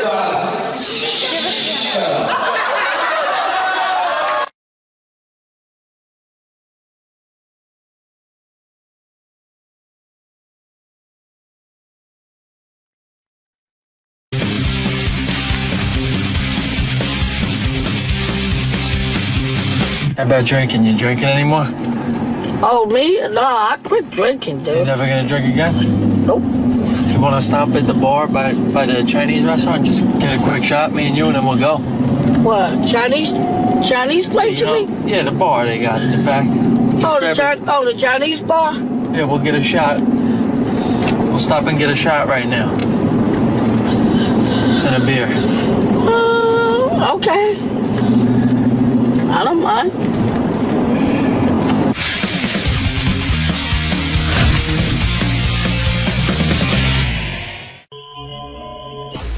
About your coworkers. And learning about Sal is just such a gold mine. I mean, the guy's so fucked up. This is a song, you know, Sal used to fancy himself a rapper. But I mean, like before he was with us and everything. He really was serious about it. Yeah. So, I mean, this song is so whacked out. This was a song that Sal did in 1992 with his old band. And I don't know how Gary got a hold of it. This is the greatest. You talk about old school Italians. Is this the rap band? Or his rap band. Okay. This song is called Free John Gotti. Can I just give you the name of the band? Yeah, what is it? The Pizza Connection. Yeah, because Sal worked in a pizzeria. Of course. There was a bunch of guys who worked in pizzeria. I mean, listen to the thoughts behind this. Like, you got to question, like, what fucking mental case writes a song like this? How did we not find out about this? This is the greatest song ever. He wouldn't tell us. John Gotti was framed. It's the government to blame. Now the U.S. attorney's got a claim to fame. A hero to most, we toast and salute him. Others get close, step off, no one shoot him. Teflon Don, he'll never be a con. 12 more people are sure to be gone. No justice, so we bust it straight in your face. Respect John Gotti, the Italian race. Respect John Gotti, the Italian race. That's something else. Write a song about Christopher Columbus. They were respecting John Gotti. Yeah. Wow. Free John Gotti. Respect John Gotti, the Italian race. Like, who writes a song defending John Gotti? Listen, what do I know? But first of all, Sal goes, the Teflon Don will never be a con. He'll never be a con. Meanwhile, he was a con. Probably Sal jinxed him once he wrote the song. And secondly, I mean, well, out of all the Italians you could pick to honor in a song, why would you defend John Gotti? Could he come in and give us his rationale? I mean, it's unbelievable. I'm sure there's some serious thought behind it. Oh, very serious. When he explains it, it'll just get worse. I think the other song he wrote, the follow-up hit, was Al Capone Was a Sweetheart. Yeah. Hey, I'm getting notes here, from everybody. Somebody said, Sal said his dad loved the song and thought it was going to make the family millions. Yeah. My dad heard it. He goes, man, this is going to bail us out. That's when you knew you had nothing. Why would you write this? I don't know. Was he a hero of yours? I mean, be honest. I think when you were young, when I was young, I was a little naive. I don't know. Is this the kind of talk you heard about around the house, like John Gotti's a good man? Oh yeah, that's all my dad would talk about. I mean, this guy was like Jesus Christ in our house. Really? Oh yeah. Well, my dad's an old school Sicilian, and he used to play cards with those guys back in the day. But he certainly knew that they were up to criminal activity, right? So what is that mentality where a guy's up to criminal activity, but you think he's great? He's great. I think I don't get that. With my father, as long as you put a buck on the table, it was a buck on the table. As long as you provided. No matter what you do. No matter what the situation was, yeah. There's a lot of things about my dad that I'm finding out now that's just crazy. I can't even fathom You know what? Sal grew up in this bizarro world, and we wonder why he's bizarre. Oh, he's so sick. Sal is so sick. My dad used to come home with white bag, like, those white bakery bags? Yeah. Like 2 o'clock in the morning with 2 bags of cash and sit at the table and start laying it out on the table, like stacks of money. And nobody would. Owner. Yeah, and nobody would question it, and then one day he'd just come home with a new boat and stuff, and then the boat would disappear. What was he up to? We never even went on the boat. We had a boat, now we don't have a boat. You'd have a boat, and then the next day you didn't have a boat. We had the boat he brought the boat to my grandmother's house, and he put it in the backyard. He's like, hey, we got a new boat and everything else, and all of a sudden, we were like, we couldn't wait to go on the boat, and about a month later, the boat disappeared. They're like, Dad, what happened to the boat? Never mind the boat. Don't bring up the boat. Shut up. Right. So Mayday. I think with the rap stuff, I mean, I was talking to my cousin Vinny. Also had a pizzeria as well. It sounds so cliche. Yeah, pizzeria. And pizzeria. You're no longer in the vortex. You can get out of it and say pizzeria. That's how normal people say pizza. You're an idiot. Pizza. And he was just like, hey, I don't know how to put this, but he's like, they make rap songs. They're making a shitload of money. We're Italian. We should be able to do the same thing. We could do this better. We're smarter. We're brighter. Look, this Gotti guy, we gotta do something. So, the fucking light bulb goes above my stupid head. I'm like, hey, how about a free John Gotti song? And that's how this came. Did your dad put up the money for the production and everything? No, this was real cheap. This is so bad. What do you mean real cheap? Where would you do this? It sounds like there's some production on it. I did this in a studio in... So who paid for the studio time, your dad? I think me and my cousin Vinny split this one. What'd this cost you? About $700. Back then it was a lot of money, actually. Free 𝗦𝗵cie𝘄𝗿𝗋.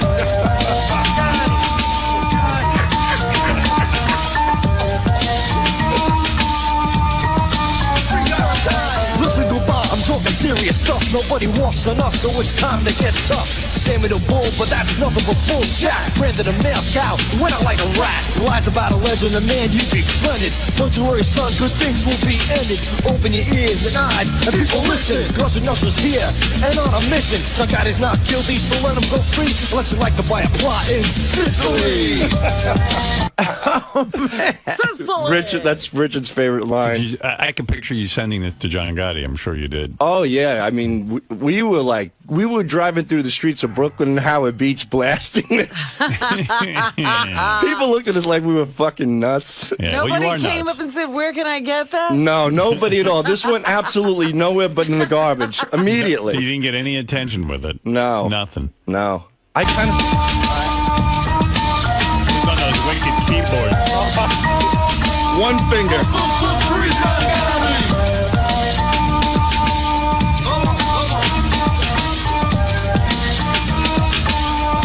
And your old man was pretty sure this was it, huh? Oh, man, he was on cloud nine. He thought I was like the birth of Elvis. Did he bring it around at some radio stations and stuff? No, he did nothing. You know, he just left everything up to me, but... No. And here it is. Good move. Good move. Here's how sick Sal's, dementia is. He's whacked out of his skull. So Sal brought me a clip. You know, Sal likes to watch women getting peed on, like it turns him on. And spit on. So Sal brings me this clip. This is a chick getting pissed on, basically. What websites are you watching? Oh, wait. You got to hear this. Wait, this is Sal. Do you know about this? He told me. I refused to listen to it because... All right, this is Toilet Mouth. This is the clip. That's going into her mouth.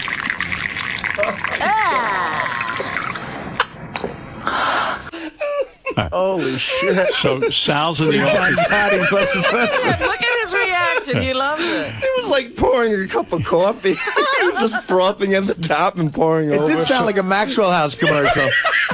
So even Richard Christie gets creeped out by Sal, because Sal sits and watches these pornos, and he, the reason he watches them is he loves them. He likes them. And so Richard... He calls it work. Richard put on the tape recorder, the taping equipment. Right. Unbeknownst to Sal. And this is Sal watching the video. And commenting? He's in ecstasy. You got to hear this. Listen carefully. This is Sal watching a woman getting pissed on. What websites are you watching? Right now? Yeah. ppgalore.com. This one's hot. I love when they shoot a stream right in their face and their eyes squint and burn. She looks retarded, which is hot too. She doesn't know what's going on. She just wants that piss. Looks like an old lady.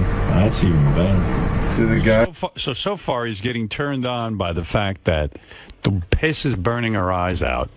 And she might be retarded. Which is hot. She looks like an old lady, which is hot. And he likes old ladies. You guys ever piss and come at the same time?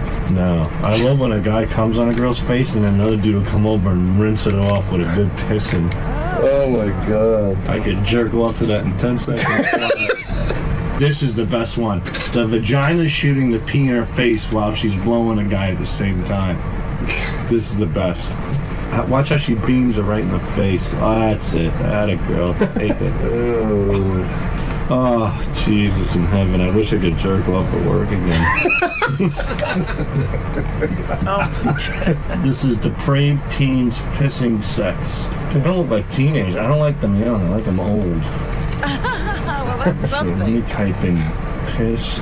I like when they look like shit, like the girl next door. Because that's the girl who's saying, hey, I got nothing better going on in my life. I need to get peed on for attention. Like a hot chick, is just doing it for the money. This is hot. By the way, this is what goes on back in their office all day. That office I built them. Oh, my God. Would you close that down? This is the conversation. That's been condemned. Yeah. Richard. What's going on? Oh my God, he's frothing up her mouth. It's bubbles. It's like her mouth is overflowing like a volcano of piss. Oh man. Oh, I gotta hear the sound on this one.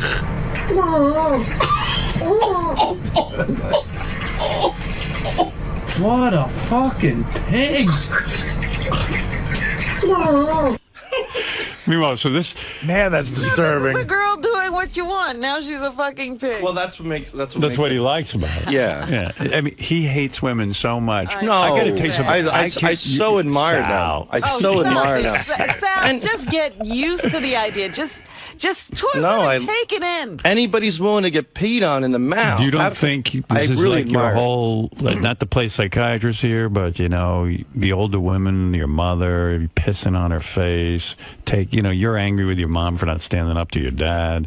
Come on, man. True. Come on, man. I'm angry at my mom. I don't have to be Sigmund Freud to figure this one out.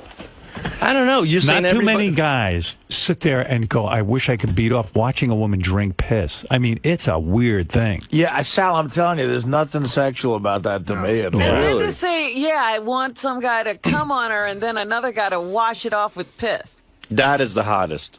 See, that's what I'm saying, man. You're so... But I'm not into shit or anything. I'm not into scat or fecal stuff. And what was the thing you liked? The woman is pissing? Oh, this was wonderful. This girl was on her knees, and she's giving a guy oral sex, and as she's doing it, there's another girl in a chair with her legs up, and she's shooting a stream of piss right in her face while she's blowing this guy at the same time. It's like she's being showered with urine and blowing this guy. And that gets you completely crazy. It drives me... I can't even explain. What do you think it is? It's amazing. I mean... with me, I couldn't beat off to that for 100 years. I don't know what it is. I think that when a woman is willing to succumb to something like that degrading, I think it's a turn on. Right. So you don't think you want to degrade women? You do. You know how you feel about. You're angry with your wife. You're angry with your mother. You're angry with all the women. Do you think little girls sit there and say to themselves, "Boy, if somebody really loves me, they'll pee on me"? You think secretly they want that? In Sal's world, they do. In Germany, they do. I mean, I don't know. Is that where most of these videos come from? Yeah. You think little girls grow up in Germany wanting to be pissed on? I don't know. That's their dream. Next time you see Heidi Klum, ask her. I'm not running a farm of pee girls. Did you ever get to piss on a woman after you came? No, never. But that would be a fantasy of yours. Maybe a little bit. Wash off your cum with your piss. Oh, that would be fantastic. Yeah, you would love that. I think I'd rather watch What part of it do you think you like? When it burns their eyes? Not necessarily burn. I don't want them to be hurt. I don't like to see anybody hurt, but I like the fact that, I mean, they're willing to, like, put themselves in that situation. Like, they're so horny and so dirty and so psychotic that they're willing to get pee in their eyes for you. I mean, that is, like, to me, that's the ultimate sacrifice. They're psychotic. You know, I have to beg for a hand job at home. You got a girl who's gargling piss on video for millions of people to see. You got to applaud somebody like that.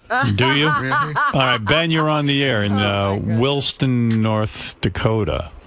Hey, Mega Dildos, Howard. Mega Dildos. Sal, listen, you know, I thought this was like an act for you until that Richard recording that without unbeknownst to you. You're fucked up, dude. Seriously, you need help. He does.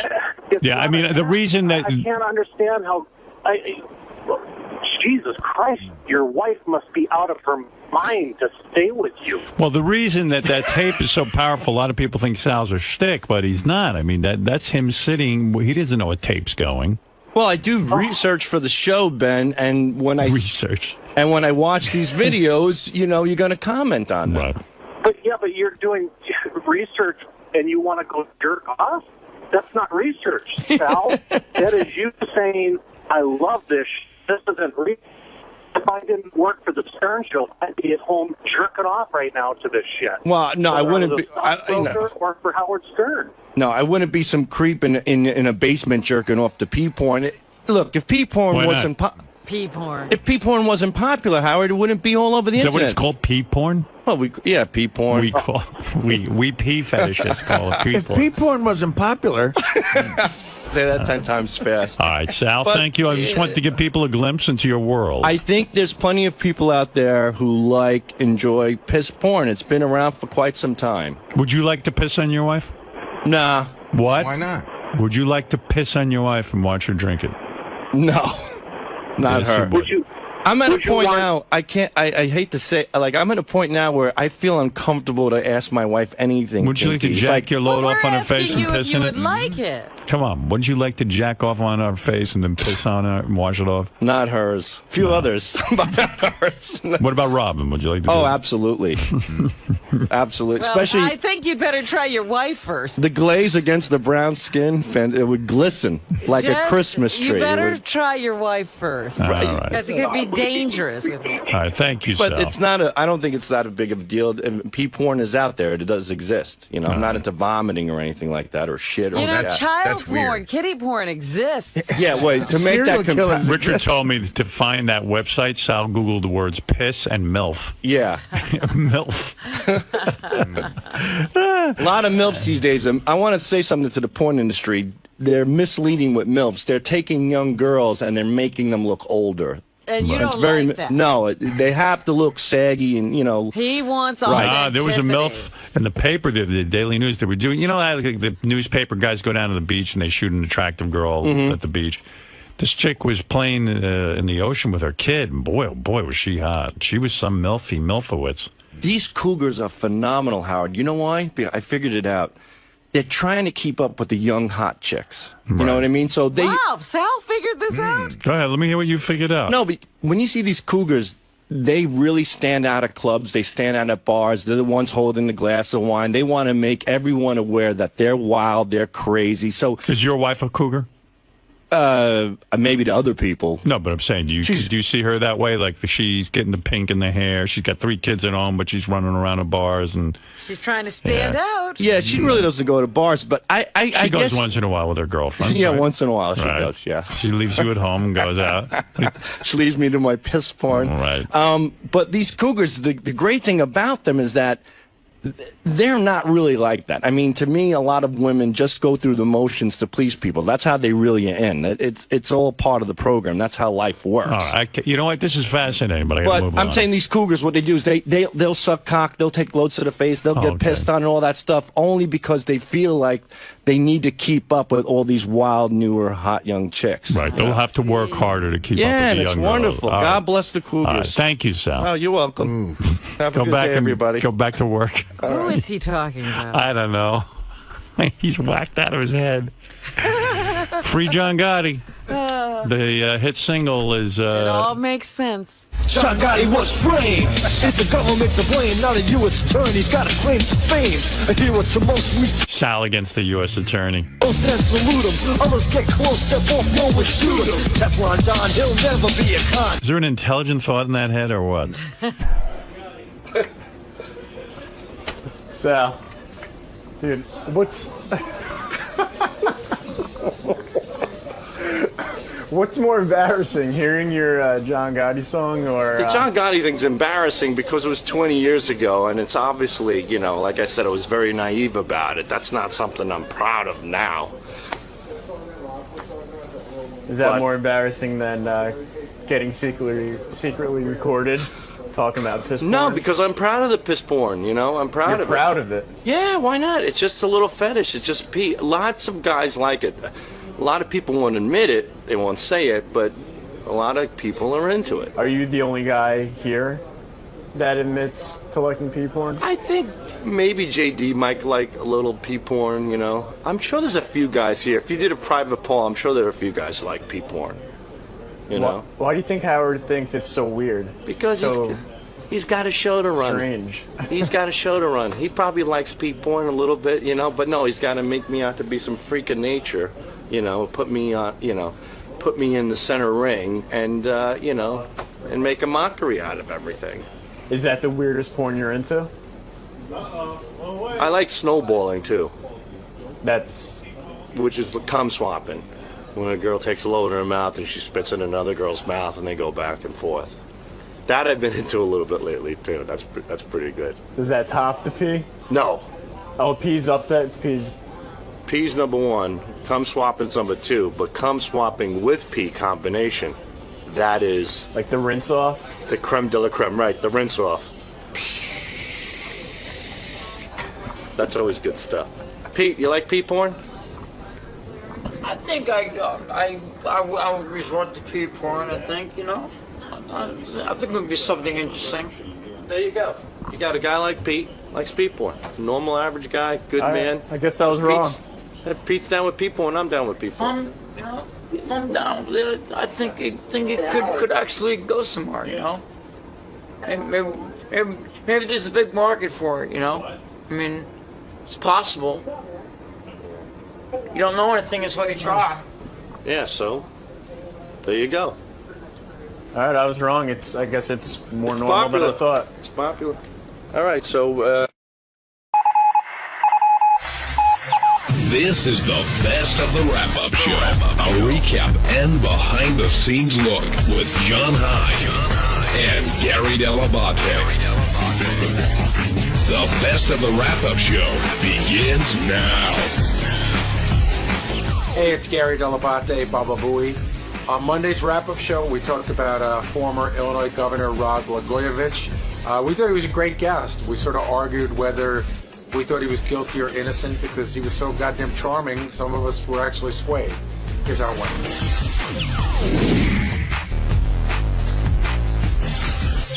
The former governor of Illinois, Rod Blagojevich. Thank you. Rod Blagojevich, who, other than having a last name that I find hard to pronounce, he came in and when I was talking about it with Howard on the air before, he's your prototypical politician, yet, and what I mean by that is he's extremely charming and can talk his way in or around anything. Robin came in during the break and she goes, I think I believe him. And I said, you know, I went to John and I said, what do you think, John? John said, I think he's a politician. I said, but, you know, he's very charming. He seems very, very regular guy. He seems to have a feasible answer for everything. And you did bring up the point, like, okay, so where's the case? That's the thing that keeps going through my head. I don't believe him, but if there's a case, why hasn't the government produced it? And I think that's a fair argument. So what happens if they find him innocent of everything? Does he get to be the governor again? I don't think so. I think the damage has already been done. Then can he sue them?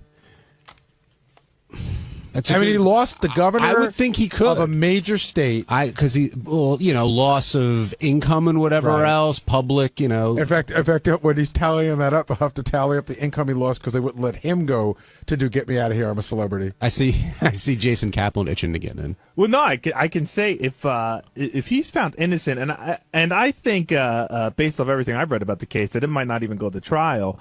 If that happens, then there's going to be a major repercussions for both the prosecutor Patrick Fitzgerald and the guys that impeached him without listening to any of the evidence. I mean, you can't just. I thought that was the craziest move, that they impeached him based off a bunch of hearsay, basically. And if he's found innocent, I don't know how they're going to not get in trouble. Yeah, I mean, I don't. I mean, I know what was going on in the case. I know that the tapes that they say they have, which I haven't heard, but I don't follow Illinois politics that much. So for me, I'm like, well, 111 people can't be wrong. Wasn't it like 111 people voted to impeach him and one abstained or one? It was an overwhelming vote, and I think he said, wasn't he saying the one guy had a stroke or something like that? So, yeah, that wasn't. You could get the pen to the right space. Apparently not. But again, you're right. We don't know Illinois state politics. I know, Jason, you're up on this kind of thing, but I find it.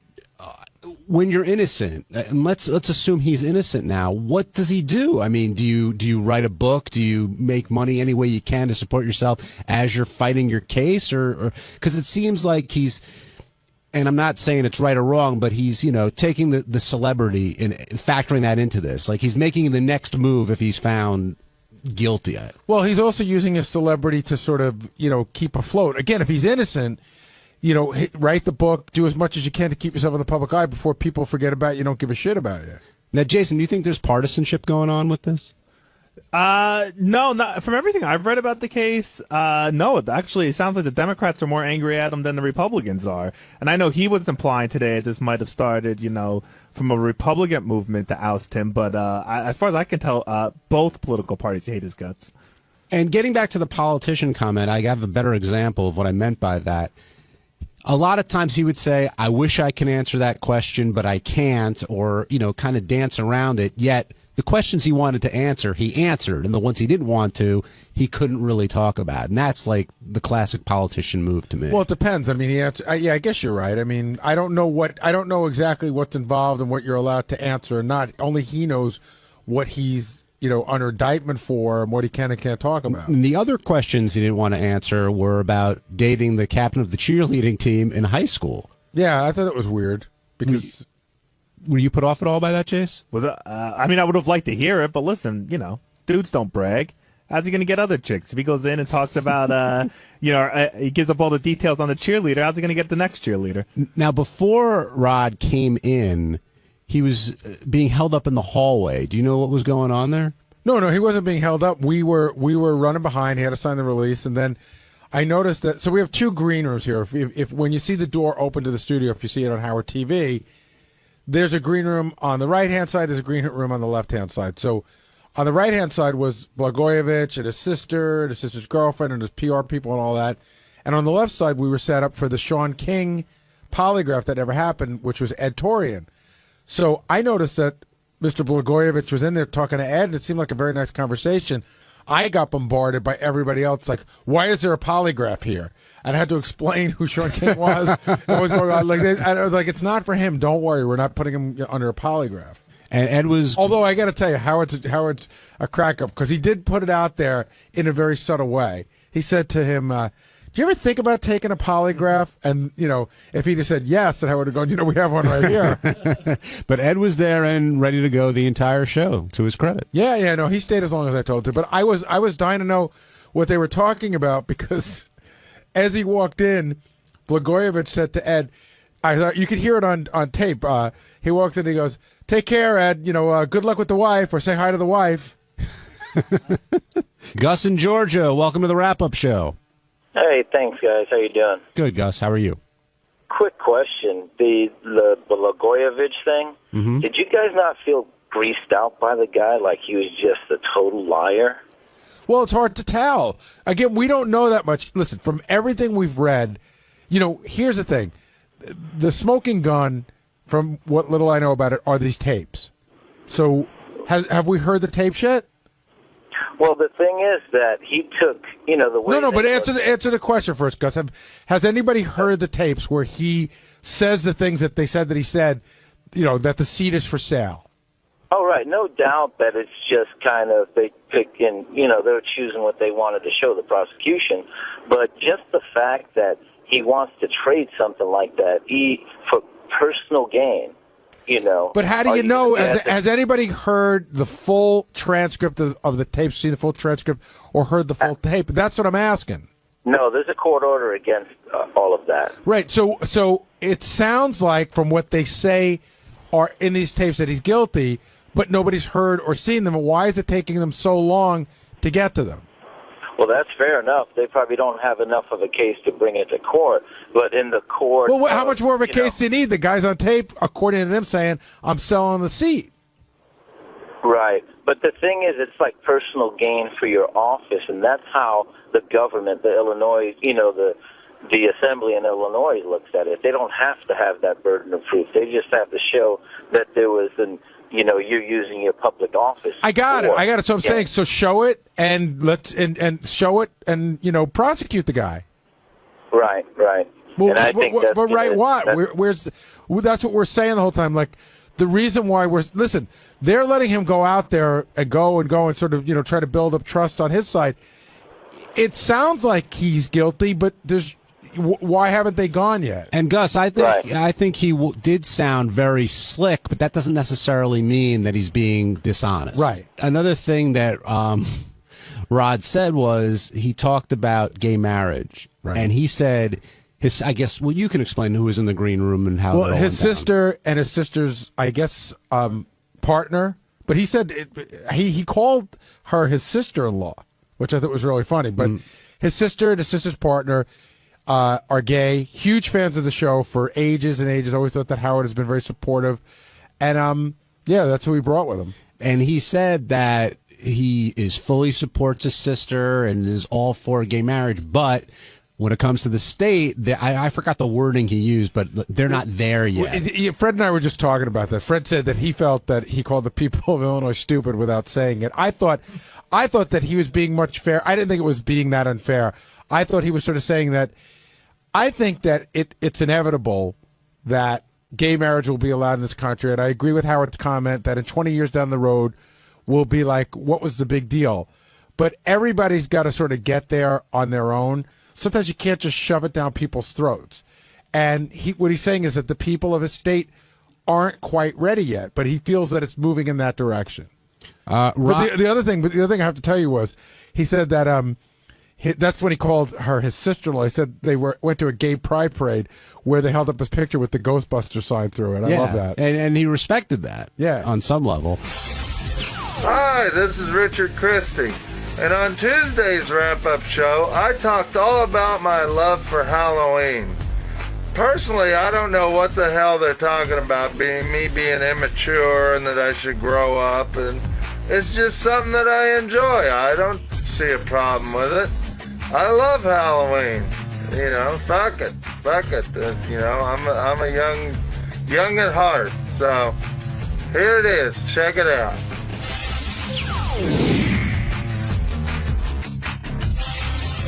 When you came in late in the show today, Howard basically, I wouldn't say read you the riot act, but he was like, what are you doing with Halloween? It's time to grow up, get over it.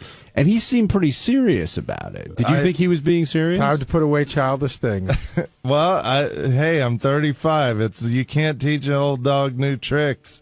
I've been into Halloween since I was a little kid. I don't think anything's going to change. I think in 70 years, if I'm still alive, I'll be, an old man with a cane walking through the haunted houses. John, imagine, okay, look at him now. This is the time when he should be least into it.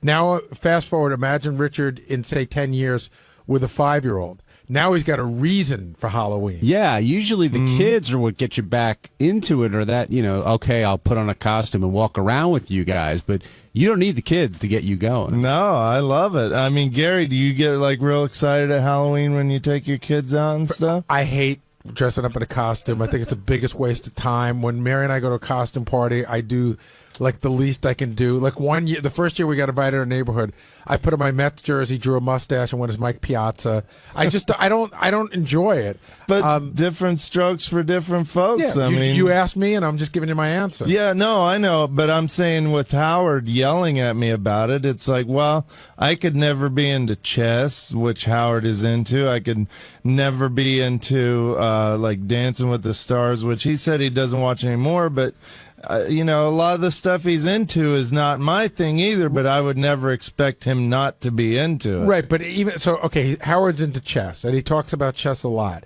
But Howard doesn't come in with a chess shirt. He doesn't have chess underwear. He doesn't decorate his office with chess lighting, and he doesn't start talking about the chess championship, 6 months before it happens. Well, yeah, you kind of have a point. I mean, maybe there's just not that much chess paraphernalia out there. You think that's it, huh? Yeah, I think that's it. I'll have to get him a chess shirt for Christmas. Now, Ronnie talked about his skull shirts, and he's got sort of a never-ending supply of those. Do you have an unlimited supply of Halloween shirts and outerwear? Halloween shirts, Halloween underwear. I have Halloween sleep pants, Halloween everything. Thank God, it gives the Simpsons shit time to breathe. What would you say is the craziest Halloween-related item you own? Craziest Halloween-related item? Clothing or otherwise? Well, that's a tough one. I have a lot of Halloween socks. I love Halloween socks. Okay. Halloween underwear, like boxers. As far as crazy, I don't know that there. Oh, you know what I just got in the mail from Amazon? I ordered a Halloween shower curtain that came with a toilet cover and also a rug that goes around your toilet and a little thing that goes over the back of your toilet. It's all Halloween. Do you have a fog machine? No, because it gets sticky in the apartment and stuff. I had one when I lived in the warehouse. That you didn't mind getting sticky. that you know, if the warehouse got dirty. But now I'm in an apartment. I can't really, run a fog machine. And like with the Christmas lights, how long will the Halloween? Like, let's say you put up the shower curtain and all that stuff. How long will that stay up? When does that end? November 1st. November 1st, really? Yeah. It all comes down. Yeah, well, it depends. If Halloween falls on a Thursday or a Wednesday, I'll also celebrate the following weekend. But this year, Halloween falls on a Saturday, so it's pretty much over on Sunday because none of the haunted houses stay open the following weekend. So, do you trick or treat? Last time I was 19, I think. Last time I trick or treated. Why'd you stop?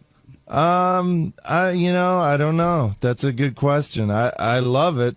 I used to hang out on my buddy's porch and give away candy, and I would dress up as, I'd put on my Michael Myers mask and a jumpsuit and gloves and sunglasses so I looked like a dummy, which I literally was a dummy, but I was laying there like I was a mannequin or a dummy, and then when the kids would come up to get candy, I'd jump up and scare them, and that was a lot of fun. But as far as regular trick-or-treating, I don't know, I'm more into the mature thing, like going to haunted houses and stuff. John in Jersey, you're on the wrap-up show.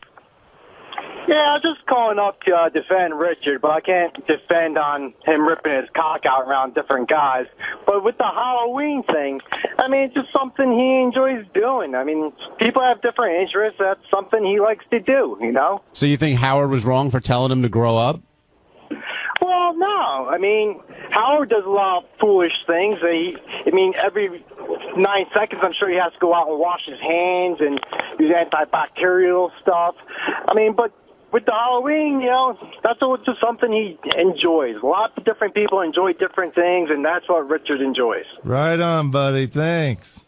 Hey, no problem. Is it hard to find a lot of other adults into Halloween, or is it not that uncommon? No, it's a very common thing. I mean, I know tons of people that are into that, and there's conventions that I go to. There's haunted house conventions, and you even have one of your relatives owns like a haunted bed and breakfast. Yeah, right? I think that's funny too. Yeah, it's a huge thing these days. I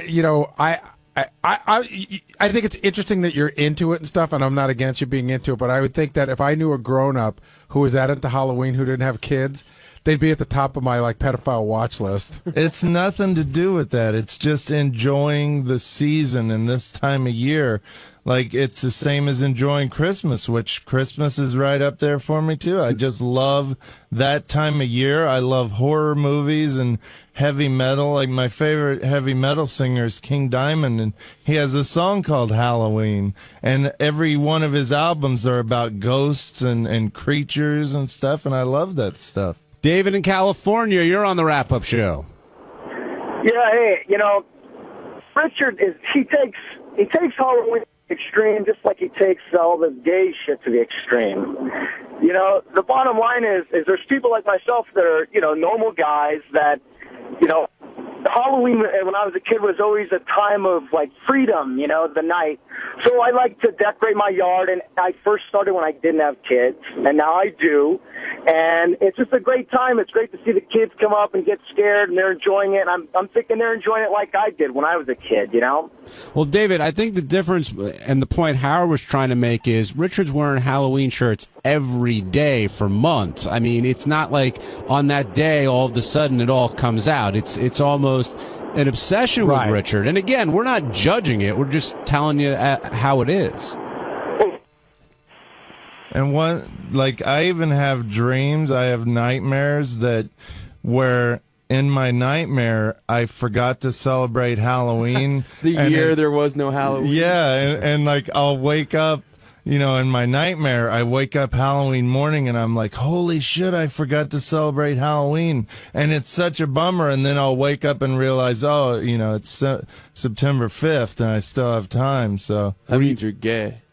Were you ever sick, or was there ever a reason why you had to miss Halloween? I got sick at Halloween Horror Nights, Universal last year, but I still I was a trooper, and even though I threw up like 5 times, I still made it to all the haunted houses. I'm sure everybody in the houses were thrilled that you were there. I was scarier than the monsters, the noises I was making. Hey, what's up? It's Jason, and on Wednesday's wrap-up show, a bunch of us, all the guys in there, were talking about the dinner Howard may have, and how we all wanted to go, or wanted to invite ourselves, or were upset that we weren't invited.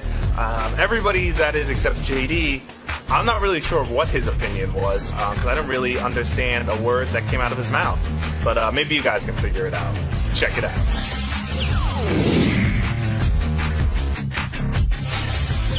Artie wants a boys' night out, but Howard wonders if he's just going to be on the phone the entire time.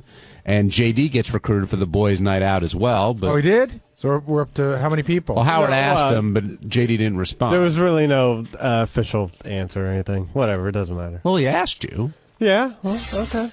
I take that like sort of half serious. Why? I don't know if he necessarily actually wants me there. He asked you point blank. But that's on the air. You know, we'll see what happens off the air. Something happens. He doesn't talk to anybody off the air. Well, whatever. Well, okay. We'll see. I mean, it's still, they don't even know when they're doing it. What's going to happen off the air? I'm not saying. I'm just. I don't know. I'm just saying. It's. He asked you on the air. If you're not there, he's going to go, "Where's JD?" And I'm going to go, "I don't know. He didn't take it seriously." No, well, first of all, I have to be told, listen, no plans have been made, so until that is done, if I get the plans known to me or something, then I'll go, I guess. Doesn't sound like you really want to go. I'll go. That's fine. Would you enjoy it? Sure. Did you enjoy the last one? Yeah, I was I was sitting next to Sal. It was a good dynamic of Sal talking. Do you eat the fancy food or do you not like it? No, I eat I eat Nobu food. Oh, good. Okay. Well, because some people don't like seafood. Well, I mean, but fancy. Listen, I'm not a particular like a fan of fancy food, but I mean, like, you know what? The problem I have with whenever I've eaten at nice restaurants is the portions. The portions seem very, I mean, they seem small, but after you eat it, you seem okay. But man, you look at like a little like strumpet or something, and it's like, and the fancy plates. Whatever. That's just me. So you're that's just me being uncultured, I guess. So you're a quantity guy, not a quality guy. Is that what you're saying? No. I mean, I don't know. I mean, I seem like I should be, or not should be, but like when you're looking at the fancy food and it's, less quantity, then I become quantity. But after I eat it, I become quality. I don't know what the fuck I'm saying anymore. Neither do we. Yeah. Can't wait to hear this tomorrow. We should also talk about whether people are lobbying to come to the dinner, because I know I can tell you who has lobbied so far. Well, I got an instant message from Jason that was like sort of ha ha ha, you know what I mean? Boy. But he's like, Will and Jason, I would really like to go, and I said, but if he says no to Will, then just have me come. Really? Joke. It was a joke. You sure it was like, if you can't get both of us, then get me in. So it was one of those jokes, but also asking to be included in the dinner. I got the impression that they would like to come, but for Jason, I got the impression he'd like to come no matter what, and I think I know Will well enough where Will would like to come if he were invited, but is not looking to come if he's not invited. That's just Will's personality. Will's like, I'd love to come, but like, I'm not gonna fucking beg you to go. So wait, are you saying Jason's looking to come even if he isn't invited? Yes. You agree with that? Yeah, sure. Yeah.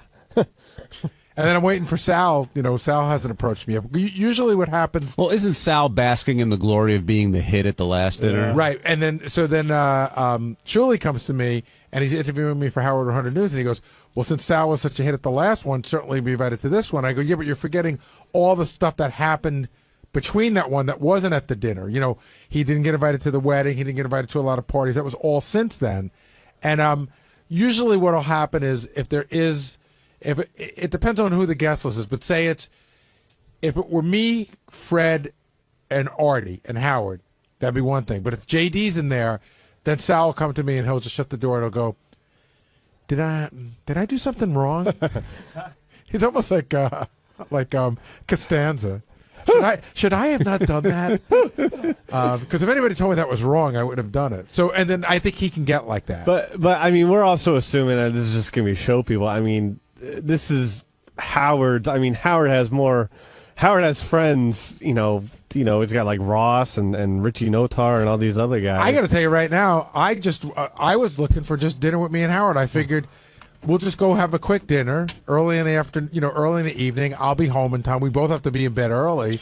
And then it turned into like a bigger thing. Well, did you think this is Howard's way of saying he doesn't want to have dinner just with you? No, I didn't think so. Because we've had dinner alone before, and then sometimes we've had dinner with people. Did anybody else lobby besides Jason?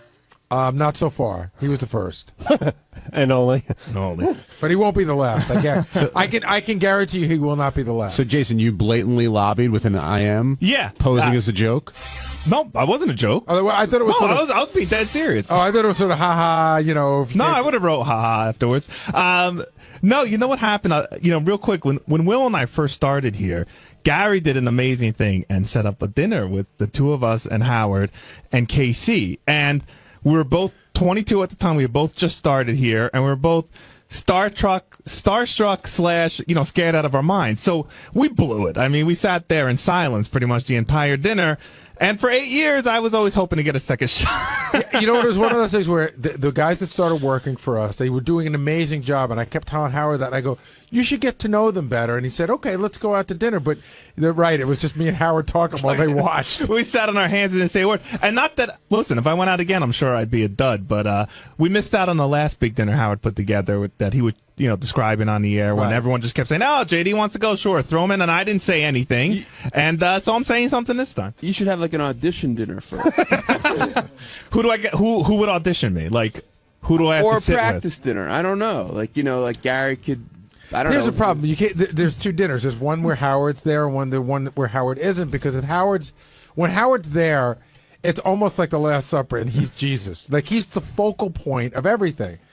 Not for me. Like, I like going out to dinner with him and hanging and stuff. But if it gets to be 10 people, there are other people who are gonna, cram around him and try to get his ear.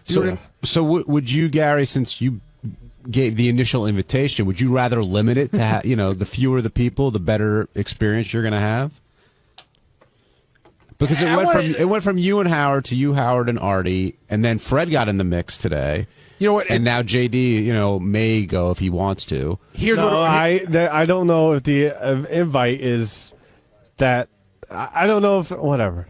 Sorry, go ahead. What? If the invite was that serious, sure, yes, I'll go. But, I mean, I'm sure there are other more important people that he wants to take. Anyways, move on. How will you know if it's serious? Like, what would be a serious? If I'm told the information. Yeah, before you came in, we talked about this. He's saying if he got invited off the air, it would be more sincere, for lack of a better word. What were you saying, Gary? No, I'm sort of more like I did it, probably 50% because I like to have alone time with Howard. Like once every 2 years we go to dinner. And the other 50% was sort of like, as a nice gesture, like him saying, hey, Beth's gone. I got nothing to do. And I thought, well, maybe it'd be nice if I asked him to go out to dinner. And you weren't aware that Artie had made the same gesture, correct? No, I wasn't.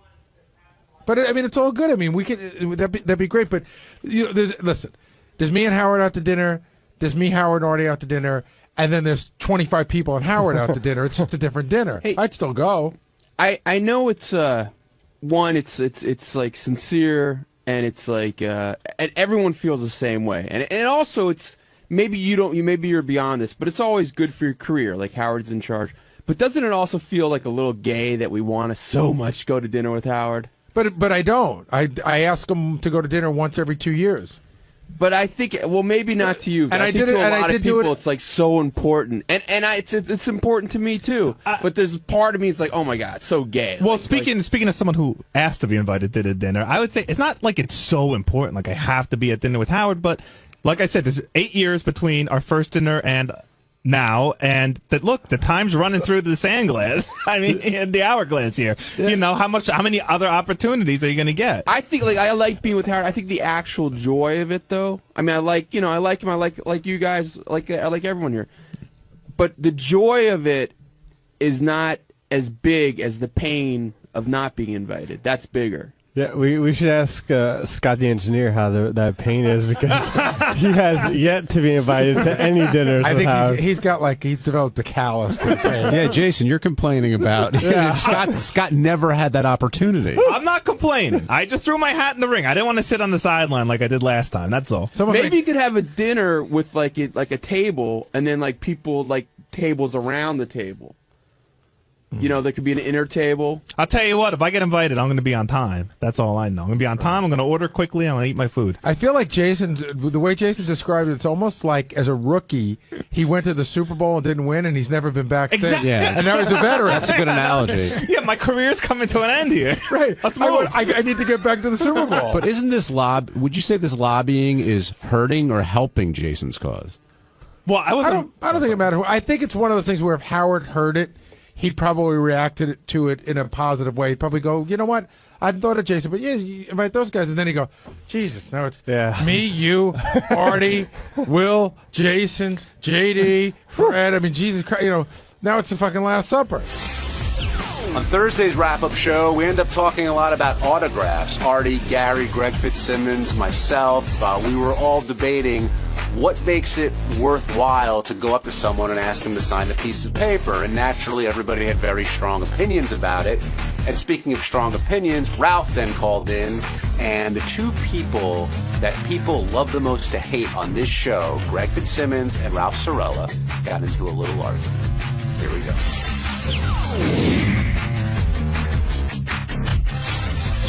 Tracy in Virginia. Hey, guys. When Howard was talking about when he gets irritated when people ask for his autograph, you got to think, man, of the person's side of you. I understand he's famous and he probably gets, bothered a couple times each day. But you think about like a normal person who just happens to be in the right place at the right time and runs into Howard Stern on the street. And then not only that, but has to get up the nerve to talk to him and ask him for an autograph. To be rebuffed it's like asking a girl to the prom and having her tell you to go, Well, why go do you screw think yourself. you have to get up nerve? Because it's inappropriate.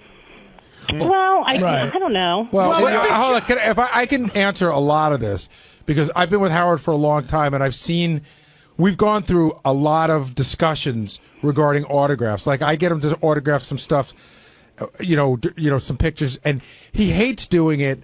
And I think that this comes from his family, especially his mother, that autographs are a frivolous thing. He's never liked autographs.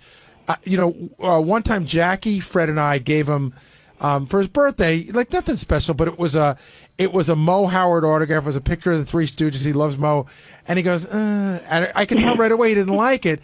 And even when, if I talk about, like, I have a bunch of sports paraphernalia in the man cave that's autographed, he goes, autographs, I don't get it.